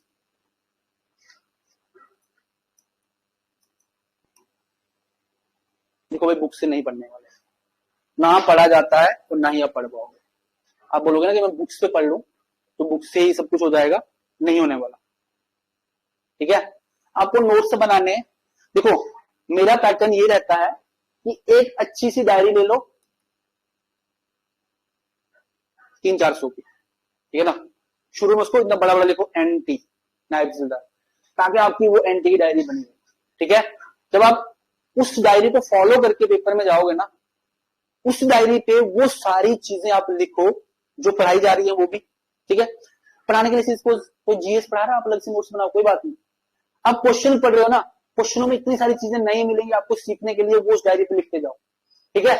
जो चीजें आपको, सपोज यहाँ पे देखो ये छोटे टॉपिक्स हैं, यहाँ पे इन सब में से कुछ भी चीज आपको छोटी मिलती है लिखने के लिए, वो डेटा आप अपनी डायरी बनाते जाओ, वो आपको इतनी हेल्प करेगी बाद में कि आप वहीं से पेपर निकालोगे। सी मैं हर बार केस का पेपर देते आते 3 साल हो गए मेरे को, ठीक है, 1-2 बार मेन से लिखा, 21 बार लिखा था, 22 वाला अभी भी लिख रहा हूँ। सी मैं हर बार एक डायरी बनाता हूँ छोटी सी, मेरा अपना पैटर्न नहीं है कि डायरी बनाना जरूरी होती है, ठीक है। देखो उसमें क्या रहता है, छोटी सी डायरी लेता हूं मैं, मतलब जिसमें 200 पेजेस हो, वो एक डायरी फुल हो ही जाती है पेपर तक, ठीक है ना। और पूरे साल के कुछ कुछ फैक्ट्स मैं उस पर डाल देता हूं, मतलब मुझे जो ऐसा नहीं है कोई रैंडम पैटर्न नहीं है, रैंडमली मुझे हिस्ट्री की कुछ चीजें याद नहीं रहती, तो हिस्ट्री में आपको पढ़ा के चले जाऊंगा, हिस्ट्री की कुछ चीजें होंगी जो आपको याद रहती होंगी, अभी भी याद होंगी, और बाद में जब पढ़ेंगे 10 चीजें उससे जुड़ेंगी, याद हो जाएंगी, कुछ चीजें याद नहीं होंगी। ऐसा होता है कि हिस्ट्री में कुछ आपको लगेगा ना यार ये से मैं बात करूं, रेवोल्यूशनरी एक्टिविटीज इन इंडिया नहीं रहती यार, हिस्ट्री की बात कर रहा हूं, मतलब 1906 के बाद 14-15 तक सेकेंड रेवोल्यूशनरी एक्टिविटीज, 20 से 30 तक, इसके बीच में जो भगत सिंह वगैरह की एक्टिविटीज हैं, कुछ कुछ याद रहती, बाकी नहीं रहती है। क्वेश्चन आता है यहां से, अब आपको ये चीज याद नहीं रहती, इस चीज को डायरी पे लिखो, क्योंकि वो डायरी आप हमेशा साथ रखोगे, कभी भी पढ़ते जाओगे याद रहेंगी चीजें। करंट अफेयर की छोटी मोटी चीजें आपको पैटर्न मिल जाएगा, जब पैटर्न मतलब पीवीक्यू से पता लग जाएगा कि जीके भी ऐसी चीजें पूछता है, जब भी आप पढ़ोगे करंट अफेयर की वो चीज आएगी, आपने स्टार मार्क करके अपनी डायरी पे लिख देना, उसको बॉक्स बना के छोड़ दो वहां पे, बार बार उसको पढ़ते रहोगे ना, क्योंकि डायरी छोटी सी, आप उसको पढ़ोगे, ठीक है। और जब आप पेपर के नजदीक नजदीक पहुंचोगे ना, तो आपकी डायरी में काफी सारे पेजेस बन गए होंगे, ठीक है। मेरे साथ ऐसा होता है कि मैं हर बार जब भी पेपर में गया तो 20+ क्वेश्चन उस डायरी से आते हैं, 20 मतलब केएस में तो 40 नंबर, वहां आपको जीके में, और ये 20 क्वेश्चन पता कौन से होते हैं, जो सबको नहीं आते, समझ रहे हो मेरी बात, क्योंकि जो चीज के लिए बाकी लोग भी, तो यार एट द एंड आपको कंपीट करना है, सबसे इंपॉर्टेंट है ना। देखो चाहे आपका दोस्त है चाहे फैमिली मेंबर है, आप पढ़ रहे हो, आपने तो कंपीट करना है ना उसके साथ, आप उससे 1 नंबर ज्यादा लोगे तभी सिलेक्ट हो जाओगे, अगर उससे कम हो गए तो नहीं होगा, चाहे वो आपका कितना खास दोस्त क्यों नहीं है, ठीक है। दोस्त है तो वो तो अपनी जगह है, लेकिन अगर 1 नंबर आपको उससे ज्यादा होगा ही तो आप सिलेक्ट हो पाओगे, ठीक है ना। तो उसके लिए आपको क्या करना है, कुछ तो नया करना पड़ेगा, तो ये पैटर्न फॉलो करोगे आज से ही आप, ठीक है। पढ़ने के लिए आपके पास मैंने कहा ना अनगिनत सोर्सेज हैं, कहीं से भी आप पढ़ सकते हो, but what should be needed, इन सब चीज को सिंक्रोनाइज करके पेपर तक लिख के भी जाना है। पढ़ते सब हैं लेकिन वो सिंक्रोनाइज नहीं कर पाते, इन सब चीजों को इकट्ठा नहीं कर पाते, कंसोलिडेशन नहीं होती उनके पास, पेपर में जाते हैं तो फिर वही होता है यार ये पढ़ा तो था आता नहीं है, तो आएगा कहां से जब पढ़ा ही नहीं अच्छे से, तो कोई पैटर्न ही फॉलो नहीं किया है पेपर तक तो कैसे होगा। मेरा कहने का मतलब है कि पेपर क्वालिफाई करने के लिए 2-3 चीजें इंपॉर्टेंट होती है, ठीक है। एक ये पैटर्न, दूसरा पेपर करने का तरीका, ये बताऊंगा आगे, ठीक है। यहां तक समझ में आई चीजें। सी आप जो बता रहे थे ना आप, ये वाला ना, देखो इसमें पहला तो आपको पता ना पेपर 1 होगा, ठीक है, ये वही जहां पे लिखा हुआ 120 मार्क्स का होगा और 2 आवर्स का टाइम होगा, और ये कंपोनेंट्स दिए जाएंगे, इन्होंने ये नहीं लिखा लेकिन 120 क्वेश्चन होंगे, हर क्वेश्चन 1 मार्क्स का होगा तो 120 ही मार्क्स होंगे, ठीक है, ऐसा क्वेश्चन होगा, और 2 आवर्स का टाइम होगा। सी ये चीज भी इंपॉर्टेंट है कि इस 2 घंटे को आपने कैसे मैनेज करना है पेपर में, ठीक है। पेपर दिया ना पहले कोई, पेपर कैसे करते हो, मतलब ओएमआर खोला, देखो बहुत बेसिक चीज है, ठीक है ना। अब बोलोगे कि सर क्या बता रहे हैं, इतनी बेसिक है कि यहां पे लोग ना अगर गलती करेंगे तो वो बाहर हो जाते हैं, ठीक है। और ऐसा नहीं है कि मैं ऐसे बता रहा हूं, खुद प्रैक्टिस से बता रहा हूं, क्योंकि मेरा भी वही रहता था पहले, ओएमआर उठाओ सी, ये मेरे पास क्वेश्चन पेपर है, मैंने अपना क्वेश्चन पेपर खोला, ये रखा, ओएमआर उठाया, ये रखा, ठीक है। अब मैंने क्या करना है, क्वेश्चन पढ़ूंगा, क्वेश्चन नंबर 1 1 मिनट सोचने में लग जाएंगे, 20 सेकंड 30 सेकंड, फिर मैं उसको आंसर दूंगा, इसका आंसर ये हो सकता है, टिक किया बबल किया, फिर दूसरा पढ़ा, टिक किया बबल किया, सबसे रॉन्ग स्ट्रेटेजी है। अगर इस स्ट्रेटेजी से पेपर करोगे तो डेफिनेटली मान के चलो कि आप ये 2 घंटे में 120 क्वेश्चन नहीं पढ़ पाओगे। अगर पढ़ भी पाओगे तो लास्ट में जाके आपको क्या करना पड़ेगा, 4-5 क्वेश्चनों का तुक्का मारना पड़ेगा, या तो छोड़ के आना पड़ेगा, या तो वो वाले क्वेश्चंस जब आप पेपर में जाते हो ना, एक चीज ध्यान में रखना, पेपर में एक चीज होती है, थोड़ा सा बीपी हाई हो गया होता है शुरू में, आहिस्ता आहिस्ता आहिस्ता आहिस्ता आधा घंटा 1 घंटे के बाद ना आप कूल डाउन होने लगते हो। ठीक है, शुरू में अगर आपको कोई क्वेश्चन नहीं जाता होगा ना, तुक्का मार के आपने बबल कर दिया है, अब मुझे बताओ कि उस क्वेश्चन को रिपीट आप देख के आप ठीक भी करना चाहोगे, क्या कर पाओगे? नेवर, क्योंकि आपने बबल कर दिया। ठीक है, फिर आप वही करोगे, यार इसका आंसर ना ए लगाया मैंने बट सी था, एक काम करता हूं चारों बबल कर देता हूं। ऐसे बड़े देखे मैंने, जब पता आपको कि यार इसका सी आंसर था, मैंने ए बबल कर दिया, आप कुछ भी नहीं कर सकते हो। तो पैटर्न ही आपने गलत, मतलब तरीका ही गलत चूज किया हुआ यार पेपर को सॉल्व करने का, तो करोगे हम। और उस जैसे आप मैं बता रहा था वैसे अगर आप क्वेश्चन करोगे, क्वेश्चन पढ़ा टिक किया वही बबल किया, पढ़ा टिक किया वही बबल किया, तो 2 घंटे में मुश्किल से आप 120 क्वेश्चन भी नहीं कर पाओगे। तो अगर आप सिंगल एक रीडिंग भी नहीं दे पा रहे हो पेपर को अच्छे से, तो फिर तो सिलेक्शन मुश्किल हो जाता ना, फिर मतलब क्वेश्चन अच्छे से नहीं बन पाते। हमारा क्या होना चाहिए, क्वेश्चन अच्छे से बनाए, फॉर दैट एटलीस्ट 3 रीडिंग्स होनी चाहिए पेपर की। कितनी? 3 रीडिंग्स होनी चाहिए पेपर की 2 घंटे के अंदर। वो कैसे दोगे वो मैं बताऊंगा। ठीक है, क्योंकि आप ये चीज फॉलो कर रहे हो ना, तो पहले पेपर की बात कर रहा हूं मैं, उसके लिए आपको कम से कम 3 रीडिंग्स में पेपर में जाना है। हाउ? सी, आपके पास सबसे पहले ओएमआर शीट आती है, पकड़ो, पढ़ो और उसको फिल करो और उसको ना पेपर के नीचे डाल दो, उसके ऊपर पेपर डाल दो। अब आपको सिर्फ क्वेश्चन पेपर पढ़ना है, फुल फोकस होके। ठीक है, और जब आप क्वेश्चन पेपर पढ़ोगे ना, तो आपको क्या करना है, question number 1, 2, 3, 4 and so on 120 होगा, है ना। आपको एक क्वेश्चन एक लाइन का होता है, 4 से 5 सेकंड पढ़ने में लगेंगे। ठीक है, और 2 सेकंड समझने में, पढ़ते ही समझ में आ जाएगा, आता होगा नहीं आता होगा नहीं आता होगा, यही चीजें तो 2 होने वाली है। ठीक है, क्वेश्चन पेपर पकड़ो और फटाफट उसको पढ़ते जाओ। ठीक है, यहां पे ना कंपोनेंट वाइज क्वेश्चन भी होंगे, ऐसा अगर हुआ तो। अभी जीकेसी में ऐसा कर दिया, कंपोनेंट वाइज बनाना छोड़ दिए हुए। पहले होते थे, मैं पुराना पेपर दिखाऊंगा एनटी का, उसमें कंपोनेंट वाइज है, पहले इंग्लिश फिर दूसरा तीसरा फॉलो किया हुआ। अब नहीं करते, अभी 120 के 120 ऐसे डाल देते। अगर जो कंपोनेंट वाइज है तो पहले 36 क्वेश्चन पढ़ो ना, पढ़ दिए, 36 में से जो क्वेश्चन आता है आपको, उस क्वेश्चन के आंसर को टिक मार दो ना कि मुझे इसका आंसर ये है। दूसरा नहीं आता है, से सपोज आपको कंफ्यूजन हो रही है ए और बी में या ए और सी में, 2 ऑप्शंस में, तो आप उसको क्या करो, उसको ऐसे सर्कल मार दो, यार ये कंफ्यूजन वाला क्वेश्चन है, बाद में कूल डाउन होकर मैं आराम से करूंगी जो भी कुछ है। ठीक है ना। तीसरा, आपको क्वेश्चन पढ़ा और इतना क्वेश्चन, ऐसा जीकेसी में बहुत कम होता है कि क्वेश्चन ही बाउंसर हो। हाँ, 120 में से 3-4 क्वेश्चन ऐसे होंगे जो मतलब क्वेश्चन ना अंडरस्टूडेबल नहीं होंगे, समझ ही नहीं पाओगे। अब उन क्वेश्चन को क्रॉस मार दो ना, 2-3 क्वेश्चन वो नहीं करने आपको, बिकॉज नेगेटिव मार्किंग, है ना, उनको नहीं करना आपको।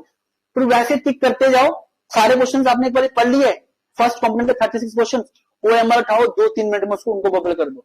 अब जो क्वेश्चन आपने बबल कर दिया उसको छोड़ दो ना, वापस वैसे ही करोगे तो फर्स्ट 1 घंटे में आराम से आप ये 120 क्वेश्चन पढ़ लोगे। क्योंकि वो जो होता है ना, पढ़ के बबल करके वापस जाना, फिर वापस आना, पढ़ना फिर बबल करना, टाइम लेना, वो टफ होता है, वो टाइम कंज्यूमिंग होता है।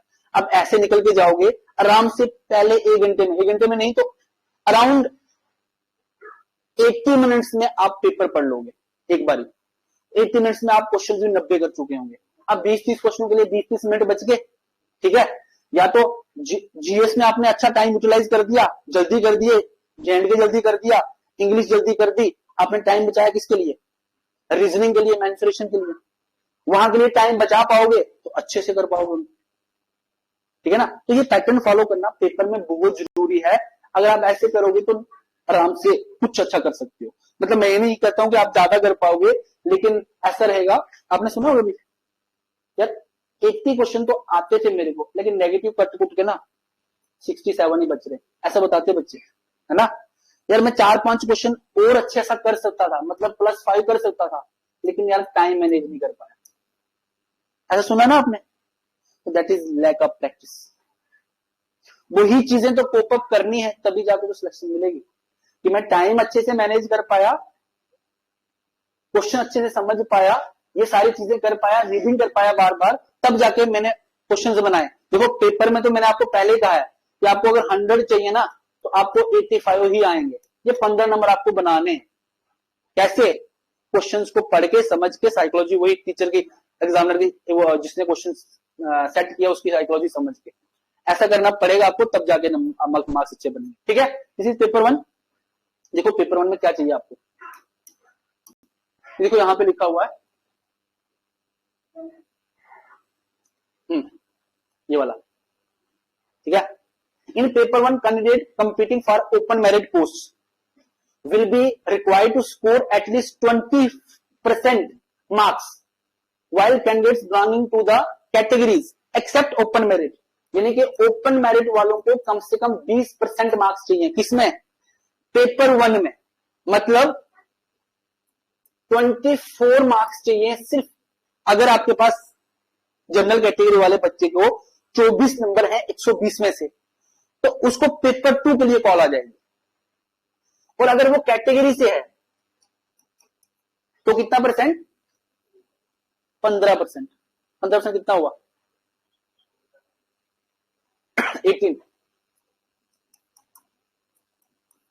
18 मार्क्स चाहिए उसको यहां पे।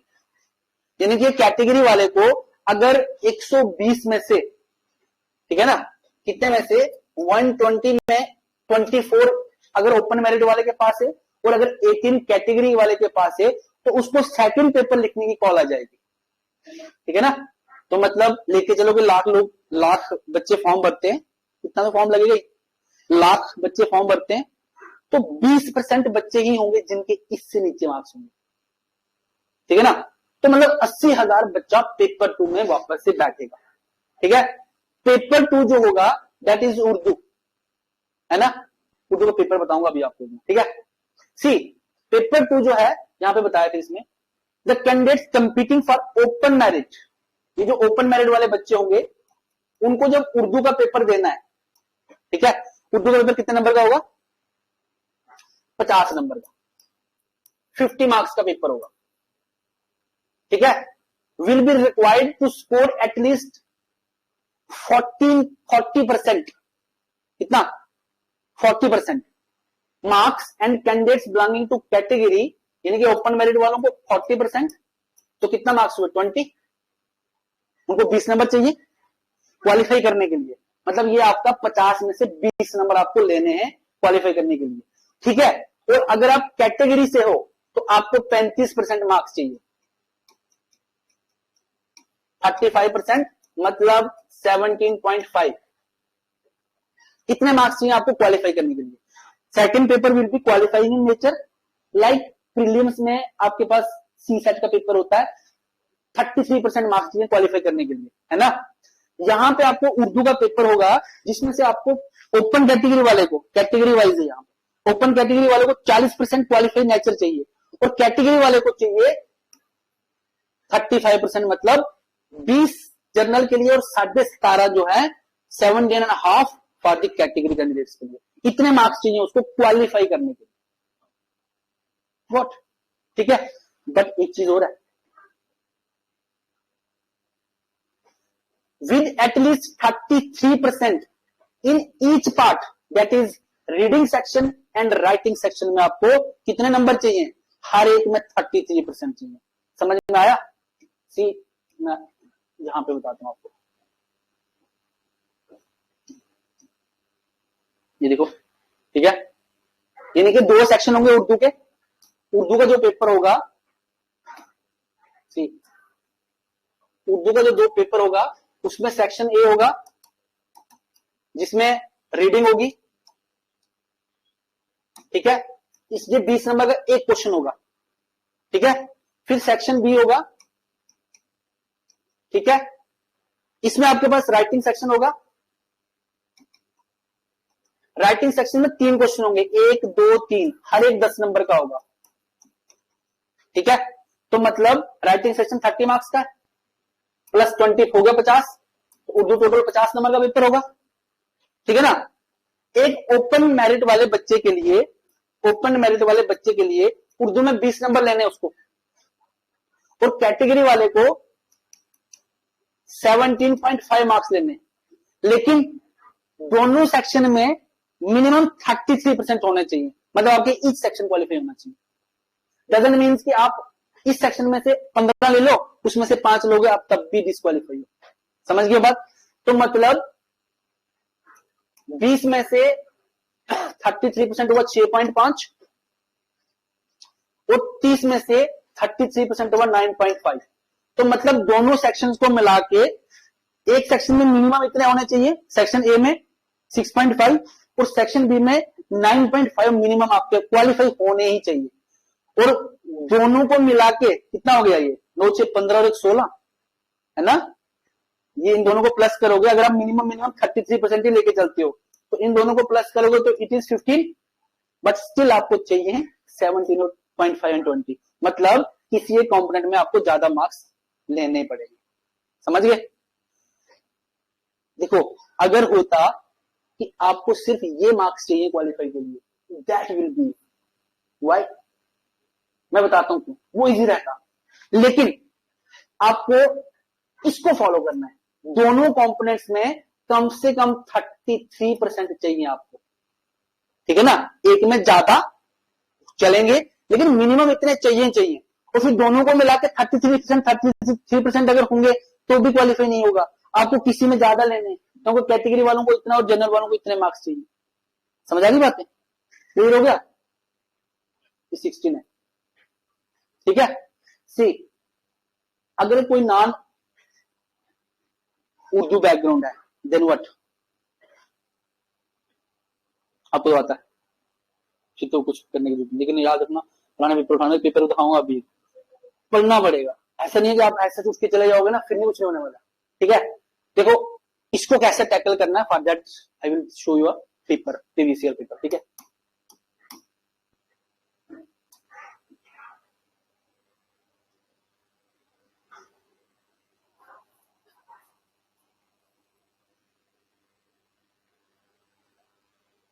ये पटवारी का पेपर है, पैटर्न विल बी सेम। ठीक है। ये 2024 में पटवारी का पेपर था, but pattern will remain same, same 50 number का पेपर है। सी देखो ऐसा पेपर आएगा, पटवारी रेवेन्यू डिपार्टमेंट। ठीक है। The question paper comprise of 4 questions. वही क्वेश्चन नंबर 1 में, रीडिंग 1 में 1 होगा, 3 नीचे होंगे, 1 20 नंबर का, बाकी 10 नंबर के। कंपलसरी है, ऑल क्वेश्चन आर कंपलसरी। ठीक है। Section A reading, section B but writing. ठीक है ना। सी 50 नंबर का पेपर। ठीक है ना। अब देखो सेक्शन ए में क्या होगा, रीडिंग होगी। रीडिंग मतलब एक पैसेज दिया हुआ है, तो यहां से शुरू है, ये यहां तक एक पैसेज है। ठीक है ना। इंग्लिश रीडिंग कॉम्प्रिहेंशन पढ़ा ना, खास करके उसको मत जाओ, यानी अगर आपने पढ़ा हो किसी केएस का, उसके मत जाओ, जीके का। तो इंग्लिश में, इंग्लिश का जो पेपर होता है ना, वहां पे फिल इन द ब्लैंक्स वाला एक टॉपिक पढ़ा हमने अभी, इंग्लिश में फिल इन द ब्लैंक्स भरी जाएंगी, प्रोनाउंस, वर्ब्स वगैरह, है ना। वो रीडिंग कॉम्प्रिहेंशन होगा, पैसेज होगा, उस पैसेज में से 5 क्वेश्चन पूछे जाएंगे, तो आपको लाइन से पढ़ के आंसर देना है। सेम थिंग आपको यहां पे भी फॉलो करना है। उर्दू में आपको पैसेज पढ़ना है, ये सारा यहां से, ये आपको पैसेज होगा। ठीक है। ये सारा पैसेज होगा, आपने इस पैसेज को पढ़ना है, और इस पैसेज के बाद 20 क्वेश्चन होंगे। कितने? 20 क्वेश्चन होंगे इस पैसेज के बाद। सी क्वेश्चन नंबर 1, ये क्वेश्चन दिया हुआ है, क्वेश्चन कुछ नहीं है, उस पैसेज में ही लाइन बताई गई है, उस लाइन में बताया गया कि एक्चुअली ये पैसेज अगर आप पढ़ोगे ना, ये पैसेज है कि वुमेन्स को एजुकेशन क्यों देनी चाहिए, वुमेन्स को एजुकेशन लेने में क्या डिफिकल्टीज आती हैं। ठीक है। ये क्वेश्चन है, और फिर उसी के बेसिस पे क्वेश्चन पूछे गए कि अगर वुमेन्स को, औरतों को अगर तालीम, मतलब उर्दू वर्ड्स हैं, औरतों को अगर तालीम मतलब वुमेन्स को अगर एजुकेशन दी जाएगी तो उसके लिए क्या क्या, उनको क्या क्या प्रॉब्लम्स आती हैं, कैसे उनकी एजुकेशन होनी चाहिए, एजुकेशन मिलेगी तो क्या होगा, ये सारे क्वेश्चन 20 क्वेश्चन दिए गए इसमें। सिंपल है, अगर आपको नॉन उर्दू नोइंग बैकग्राउंड वाले जो बच्चे हैं, तो अगर वो बेसिक से उर्दू सीखना शुरू करें, अलिफ बे पे अगर वो चीजें सीखना शुरू करें और फिर उन वर्ड्स को जोड़ना सीख लें, 1-1.5 महीना लगेगा। रोज अगर 1-1 घंटा पढ़ेंगे, 1.5 महीना 2 महीने लगेंगे। मैं नहीं कहता हूं कि वो सब कुछ सीख जाएंगे, लेकिन अगर वर्ड जोड़ के पढ़ना सीख लें तो 1 घंटे का टाइम है, आधा घंटा दे देंगे इसको, 20 मिनट में पढ़ा जाएगा आराम से ये, ठीक है ना। तो 20 मिनट में आपको एक बार इस पैसेज को पढ़ना है, 20 क्वेश्चन है, आपको उन्हीं क्वेश्चन को वापस फॉलो बैक करके पैसेज में से निकाल के आंसर देना है। तो मतलब सिंपल है कि आप इन 20 क्वेश्चंस को अच्छे से कर सकते हो। मतलब नॉन उर्दू वाले जो बच्चे हैं ना, वो भी कम से कम 15 नंबर ला सकते हैं, ठीक है। इस 20 में से आपको चाहिए मिनिमम 6.5, है ना। जनरल वाले के लिए टोटल चाहिए 20, तो अगर आप 15 यहां से ला रहे हो, 15 यहां से ला रहे हो, तो आपको दूसरा सेक्शन क्वालिफाई करने के लिए मिनिमम 9.5 चाहिए, 9.5 चाहिए। तो अगर आप उसमें वो ऐड करोगे 15 प्लस इसमें 15 कर दोगे अगर सेक्शन ए वाले, तो आराम से क्वालिफाई हो गया। सी, ये था सेक्शन ए, रीडिंग वाला। रीडिंग मतलब आपको पढ़ के किसी को सुनाना नहीं है, आपको पढ़ के पैसेज को फॉलो करना है, पैसेज में बताना कि मैं ये रीडिंग से ये कुछ समझ पाया, ठीक है। सी, ये 20 क्वेश्चन है।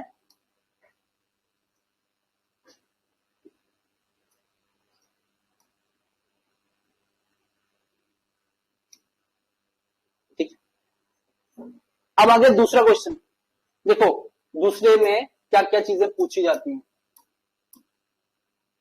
3 क्वेश्चन होंगे। क्वेश्चन नंबर 1 जो होगा, इसमें जो क्वेश्चन 1 होगा वो होगा लेटर, ठीक है। Formal letter, not only letter. Letter एक खत होता है ना, देखो उर्दू में कहा जाता है कि इंग्लिश में एक इनफॉर्मल लेटर होता है, एक फॉर्मल लेटर होता है। इनफॉर्मल में आप कैसे भी शुरू कर सकते हो, कैसे भी चल सकते हो। फॉर्मल लेटर का एक प्रॉपर फॉर्मेट होता है। Same thing will be followed here. Urdu में जब आप फॉर्मल लेटर लिखोगे ना, जैसे यहां पे उन्होंने दिया हुआ दूसरे में, एसएचओ को खत लिख के तजावरात की वजह से हमारे इलाके में बढ़ते हुए रश और ट्रैफिक के मसाइल के बारे में फौरी अख्तमात करें। मतलब लेटर लिखना आपको एसएचओ को कि जो ट्रेड वगैरह की एक्टिविटीज हमारे सिटी में चल रही हैं, उसकी वजह से बहुत ज्यादा रश बढ़ता है, जिसकी वजह से ट्रैफिक बहुत ज्यादा हो रही है, और उसके ऊपर कुछ अच्छा मतलब आपने एसएचओ को लिखना है कि इसके ऊपर कोई एक्शन लिया जाए। दिस इज अ लेटर ना, लेटर एसएचओ को लेटर लिखना इज अ फॉर्मल लेटर। तो फॉर्मल लेटर का एक फॉर्मेट होता है। 10th में कभी लिखा होगा लेटर ना आपने, आपको किसने बताया होगा हेडिंग और एंडिंग के अगर 5 नंबर का लेटर है, हेडिंग और एंडिंग के 2.5 मार्क्स होते हैं, मतलब आधा नंबर के आपके फॉर्मेट के होते हैं। तो 10 नंबर का क्वेश्चन नंबर 1 लेटर होगा, जिसके फॉर्मेट के आपके 5 नंबर होंगे। रट्टा मार के चले जाओ, फॉर्मेट तो हर जगह सेम यूज होता है, ठीक है ना। उर्दू नहीं आती जिसको, तो जब आपको थोड़ा थोड़ा उर्दू आने लगेगा तो रट्टा मार के चले जाओ फॉर्मेट को, फॉर्मेट तो सेम रहने वाला होता है ना। वही टू द जो आप लिखते हो स्टेशन हाउस ऑफिसर, ये चीजें एक फॉर्मेट बनता है, एंडिंग और हेडिंग, है ना। तो वो फॉर्मेट के लिए उर्दू में भी एक फॉर्मेट होता है। तो फॉर्मेट में सिर्फ नाम ही चेंज करना होगा। हेडमास्टर के नाम पे प्रिंसिपल लिखते हो, प्रिंसिपल की जगह आपने एसएचओ लिखना है, तो यहाँ पे भी आपको जो उर्दू में फॉर्मेट होगा वहां पे नाम चेंज करना है, बाकी तो फॉर्मेट वही रहेगा। तो 5 नंबर तो आपके फॉर्मेट के मिल गए। चाहिए कितने इसमें से आपको? 9.5। देखो मैं उर्दू बता रहा हूं, why how it will be easy. पहला रीडिंग सेक्शन पढ़ना सीख गए तो 20 नंबर में से 10, 12, 15 तो ले आओगे। यहां क्वेश्चन नंबर 1 जो होगा that will be letter, letter रहेगा वो भी फॉर्मल, ठीक है, 10 नंबर का। तो फॉर्मल लेटर है तो फॉर्मेट के 5 नंबर मिल जाएंगे, नहीं ले पाओगे, छोड़ो, 4 तो मिलेंगे ही। फॉर्मेट के 4 नंबर तो मिलेंगे, हो सकता है कहीं पे फुल स्टॉप वगैरह देना छोड़ दो आप। 4 नंबर फॉर्मेट से मिल गए। अब बॉडी में कुछ तो लिखोगे ही, टूटा फूटा, ठीक है, 1 नंबर और ले लो। 5 मिल गए, चाहिए कितने? 9.5, है ना। तो 4 नंबर और लाने, दूसरा क्वेश्चन जो होगा वो होगा ट्रांसलेशन का,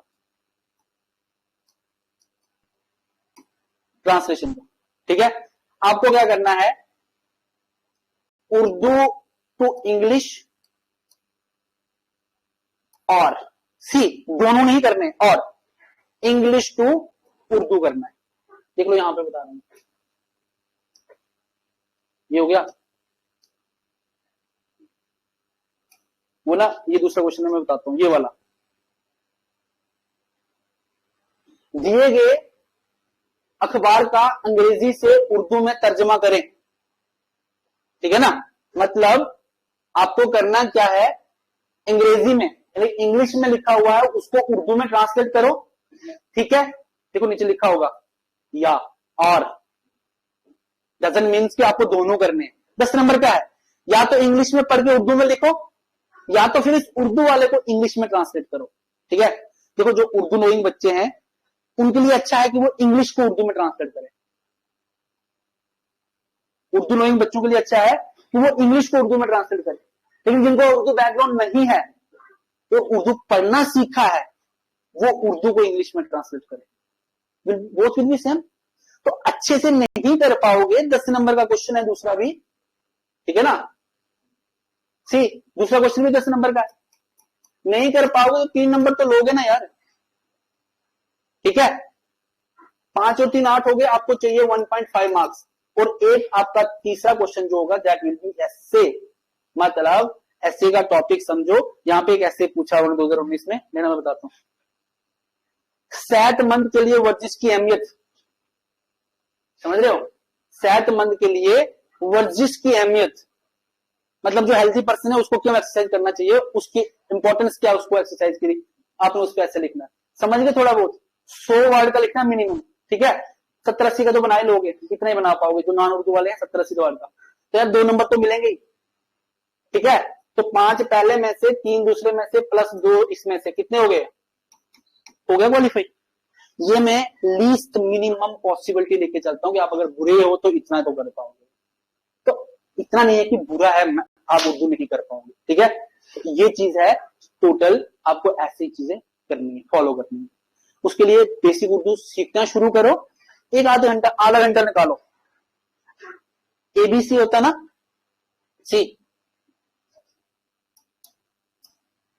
इंग्लिश में हमारे पास एबीसी है, हिंदी में अ है ना, ये चीजें हिंदी में होती हैं।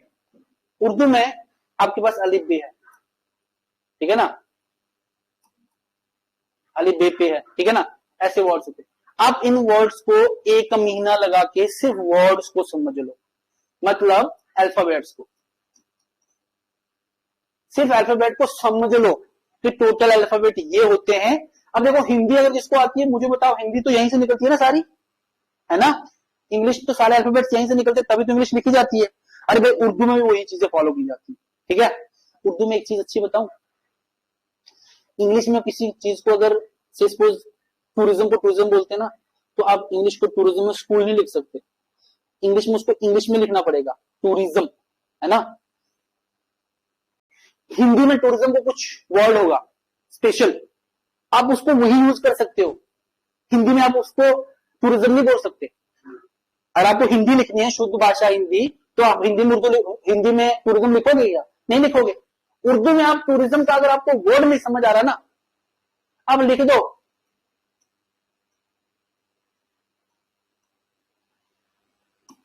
टूरिज्म लिख दो, कोई फर्क नहीं पड़ता।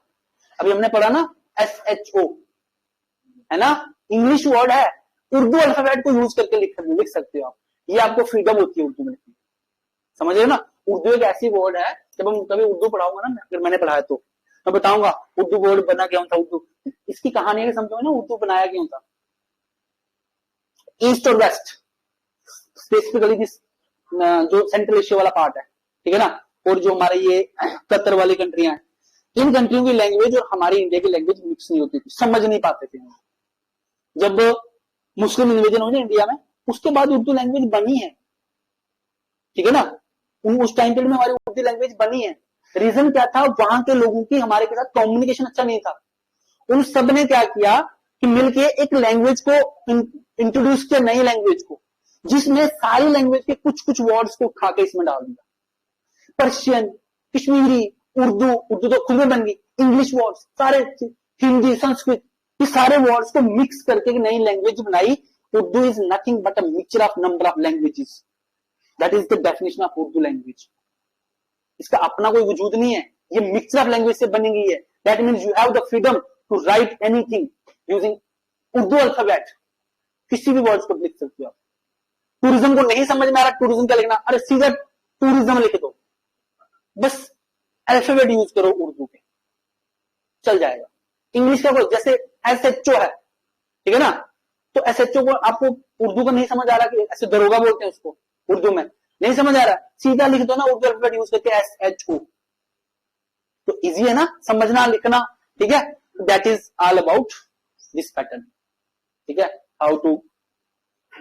वो आप तक है कि आप इसको कैसे कैसे फॉलो करोगे, ठीक है।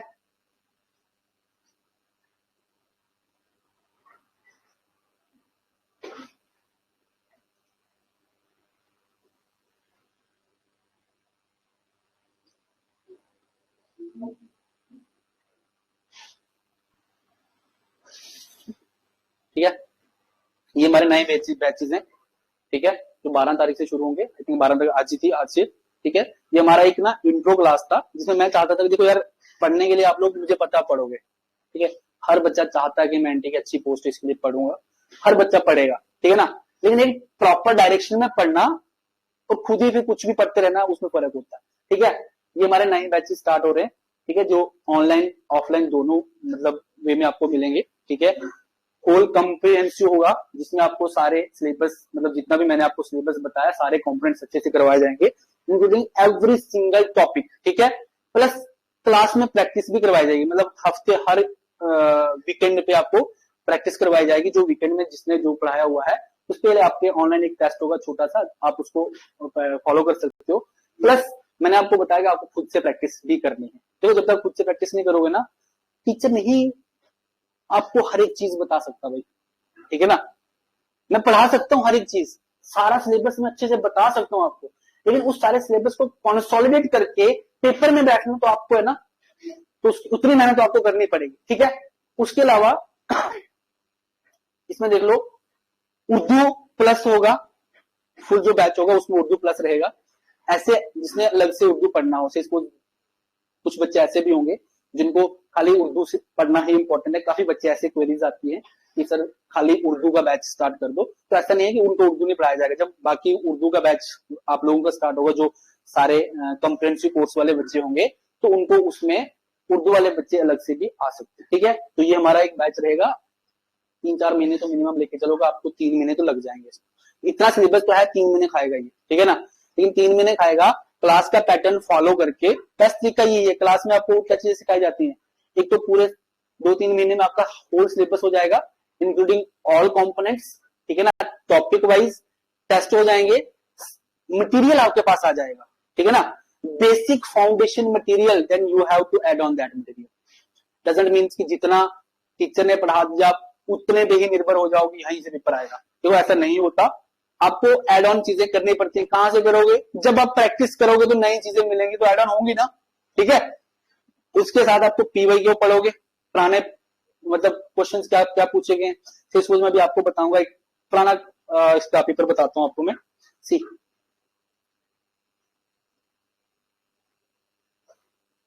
एनटी का ना लास्ट ईयर का पेपर है, 2018 का।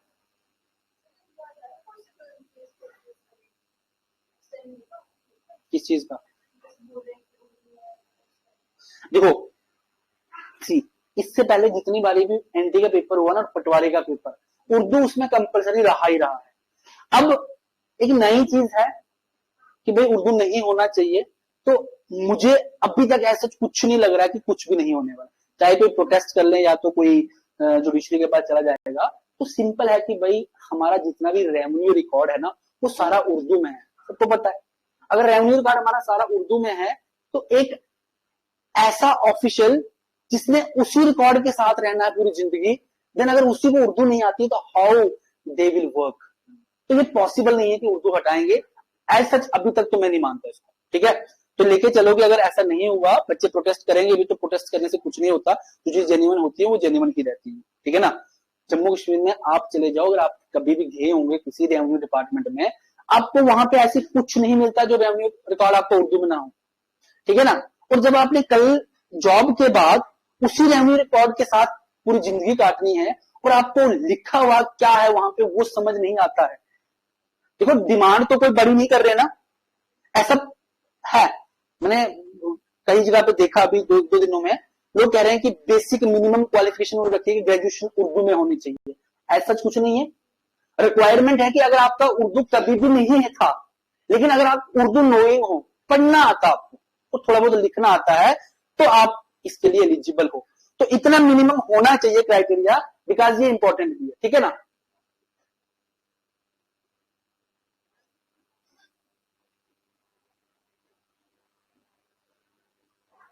देखो ये 2018 का पेपर है,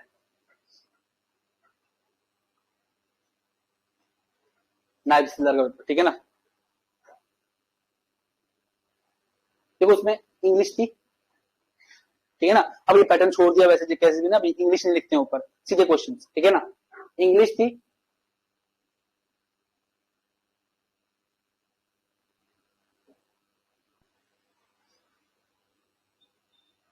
20 मार्क्स, ठीक है। उसके बाद जनरल स्टडीज था, तो उस टाइम के क्वेश्चंस थे, आप उन पे मत जाना कि इतने इजी क्वेश्चन आएंगे, आप पैटर्न बदल गया है।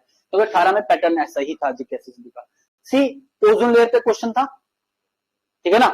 ओजोन लेयर जो है वो कहां पे होती है, एटमॉस्फेयर में कौन सी लेयर पे होती है, ठीक है ना, पता ही होगा सबको, स्ट्रेटोस्फेयर पे। अच्छा, उसके बाद नेक्स्ट क्वेश्चन था मेजरमेंट ओजोन लेयर की कैसे करते हैं, कौन सा यूनिट यूज होता है, आई थिंक डॉप्सन यूनिट, ठीक है ना। उसके बाद था which type of inflation is caused due to excessive growth of money supply in the economy. जब बहुत ज्यादा मनी आ जाती है तो कौन सी इन्फ्लेशन होती है। सी कॉस्ट पुश, जब मनी ज्यादा आ जाए तो कॉस्ट पुश होगा, इकोनॉमी का बेसिक है। तो मनी ज्यादा मार्केट में होगी तो डिमांड कम होगी, डिमांड कम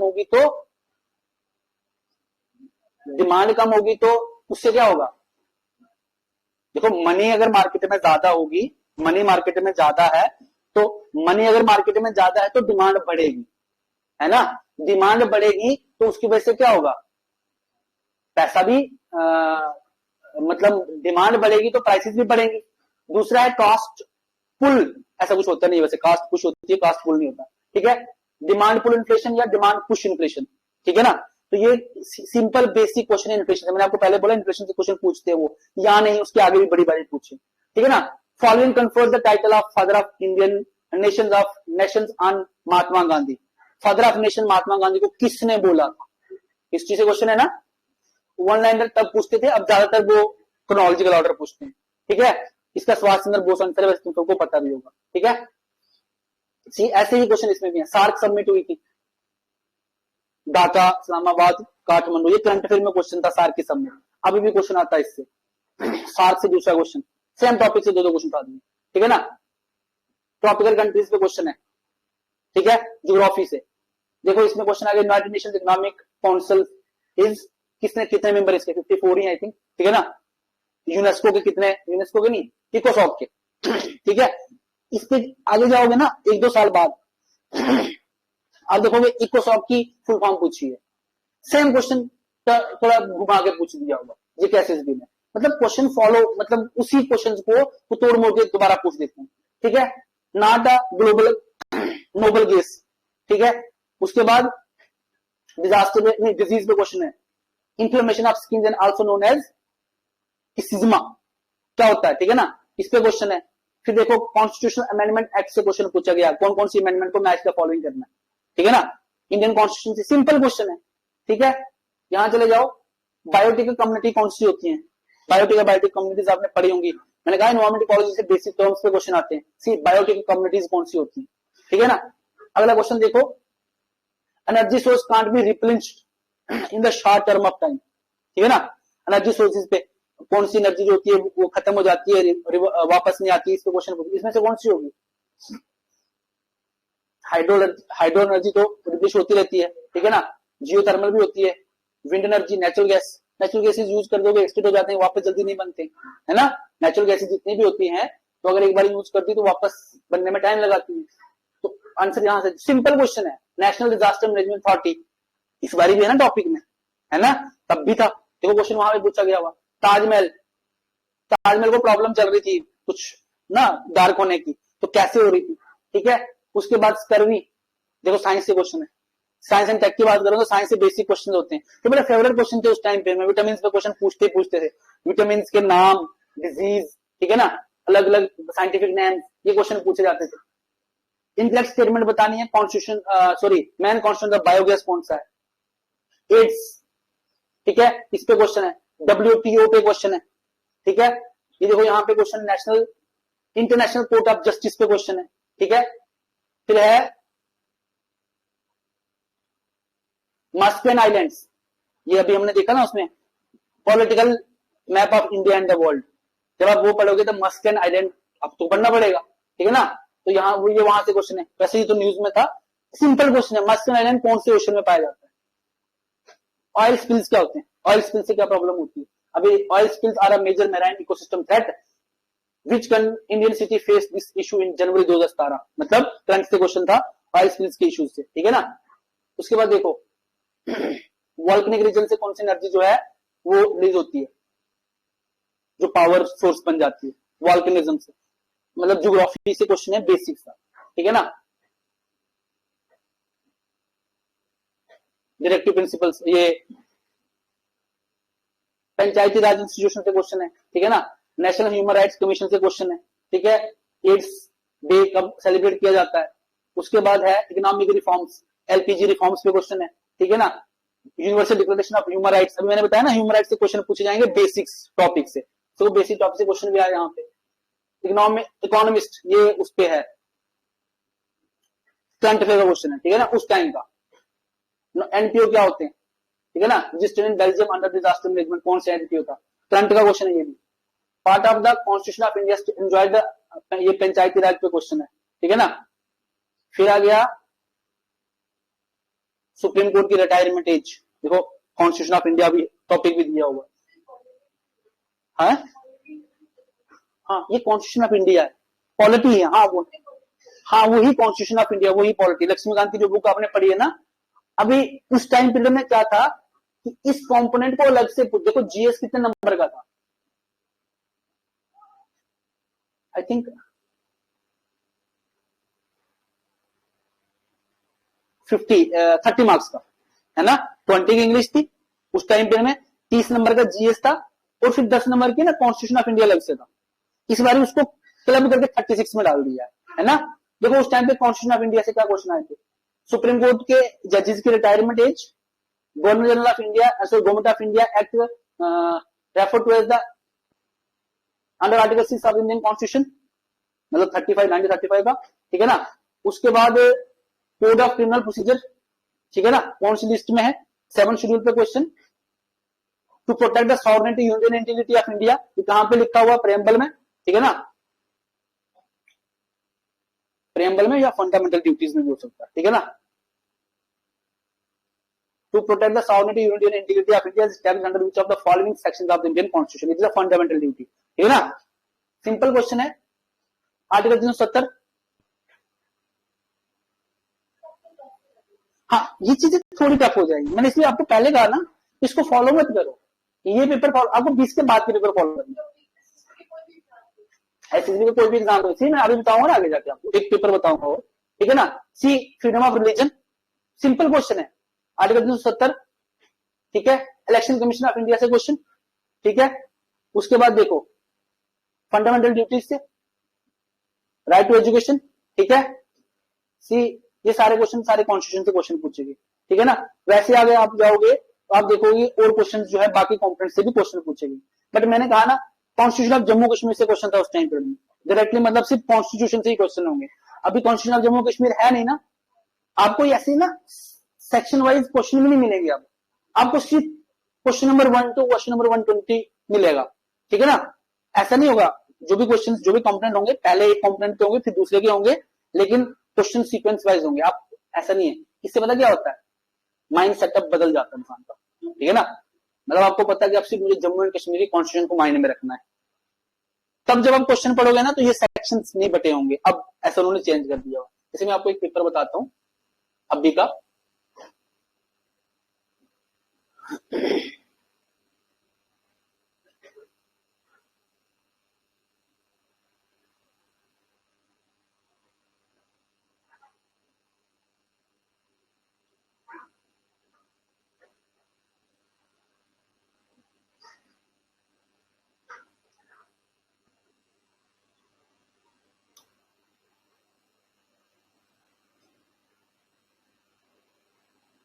ये 24 का पटवारी का पेपर है ना, सेम सिलेबस का।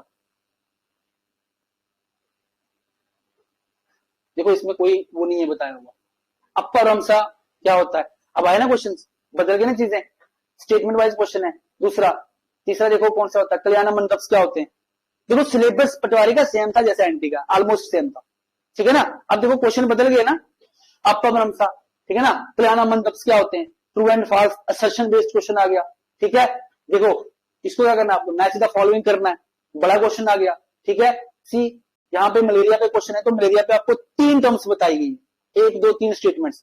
अब क्वेश्चन का पैटर्न ये रहने वाला है जो मैंने पहले बताया, मैं आपको सिर्फ बता रहा था कि उस टाइम पे एनटी का पेपर कैसा हुआ था। आपको माइंड में ये लेके चलना है कि मेरा पेपर अब ऐसा रहने वाला, ठीक है।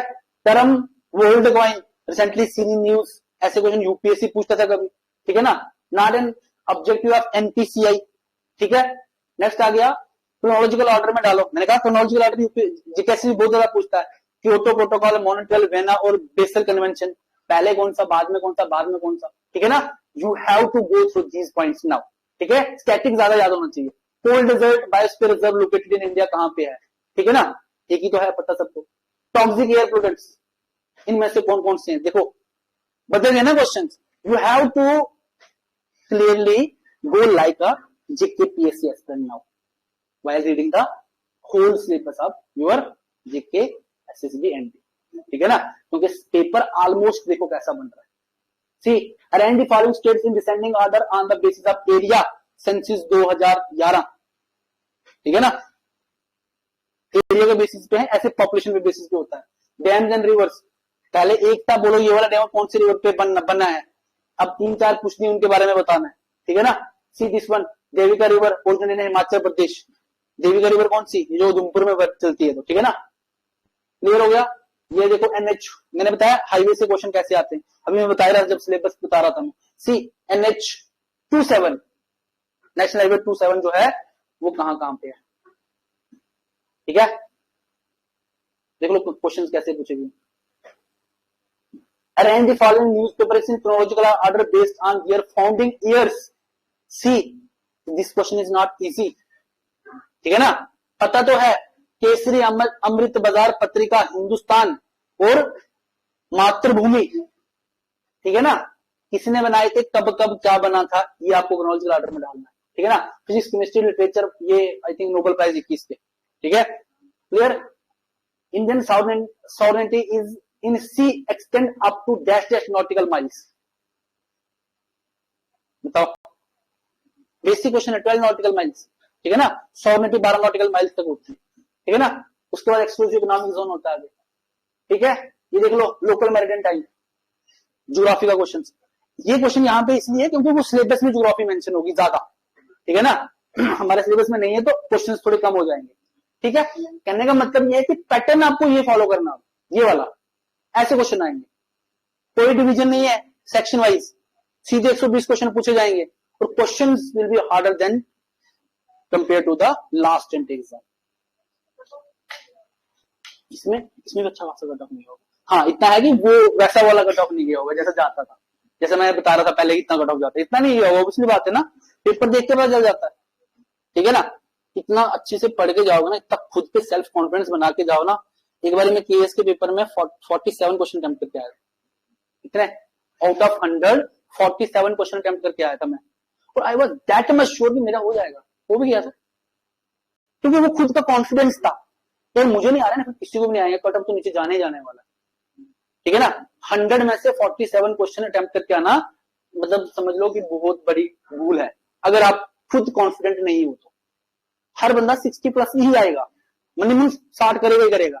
मैं 47 पे रुक गया था नहीं करने, क्यों? क्योंकि कॉन्फिडेंस इतना अच्छा था कि यार अगर मेरे को नहीं आ रहे तो मतलब किसी को भी नहीं आ रहे, तो पढ़ा था तो कॉन्फिडेंस था ना। सी आप पढ़ते जाओगे सिलेबस में पूरा क्वेश्चंस करोगे ना, तो आपके अंदर एक चीज आएगी कि यार अगर इतने क्वेश्चन मेरे को आ रहे हैं ना, मुझे अब वो 2-5 मार्क्स नेगेटिव नहीं देने, ठीक है ना। लेकिन अगर पढ़ के नहीं जाओगे ना, फिर आपको हर एक चीज ऐसे कम लगने लगेगी। ठीक है, थैंक यू। कंटिन्यू करेंगे हम इसको अकॉर्डिंगली, एक प्रॉपर शेड्यूल बना के कैसे कैसे करना है, और उसको आप अकॉर्डिंगली फॉलो करते रहो। देखो ऐसा मैं कोई रिकमेंड नहीं करता हूं बुक्स, क्यों नहीं करूंगा, क्योंकि आप कोई भी बुक्स पढ़ोगे ना, वो बुक्स के बनाने के 2 मकसद होते हैं।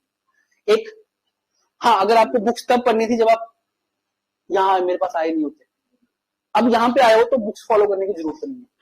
फिर भी अगर आपको पढ़नी है ल्यूसेंट, अरिहंत मत पढ़ो, ल्यूसेंट की एक बुक आती है येलो पेज वाली, बड़ी सी बुक होती है, लाइक ऐसी होगी, इतनी बड़ी होगी, इससे थोड़ी बड़ी होगी, उसको रख लो एज है जीके की बुक जो आती है, उसमें वही टॉपिक आप वापस जाके पढ़ सकते हो फैक्ट्स के लिए जो आप यहाँ पे पढ़ते हो, और बाकी नोट मेकिंग करवाई जाएगी क्लास में, नोट्स दिए जाएंगे यहाँ से, ठीक है। आप उनको फॉलो करो, प्लस जो टॉपिक पढ़ते हो उसको साथ में प्रैक्टिस करो। प्रैक्टिस कैसे करनी है? एमसीक्यू लगाने, और जो एमसीक्यू से एडिशन होगा ना, उन चीजों को अपने नोट्स पे ऐड ऑन करना है, वही अनफ है आपकी प्रिपरेशन के लिए टिल एग्जाम, ठीक है। तो प्रैक्टिस डे 1 से स्टार्ट करोगे, ये नहीं कि लास्ट के महीने में कर दूंगा कर दूंगी, अभी पढ़ा नहीं है तो क्या ही टेस्ट लगाऊं, क्या ही क्वेश्चन लगाने, नहीं। जो टॉपिक पढ़ रहे हो उस टॉपिक को सॉलिड करने के लिए, सारी चीजें पढ़ने के लिए गो विद एमसीक्यू। एमसीक्यू के साथ जाओगे starting from day 1 to till exam, तो डेफिनेटली अच्छा स्कोर कर पाओगे। Okay, thank you.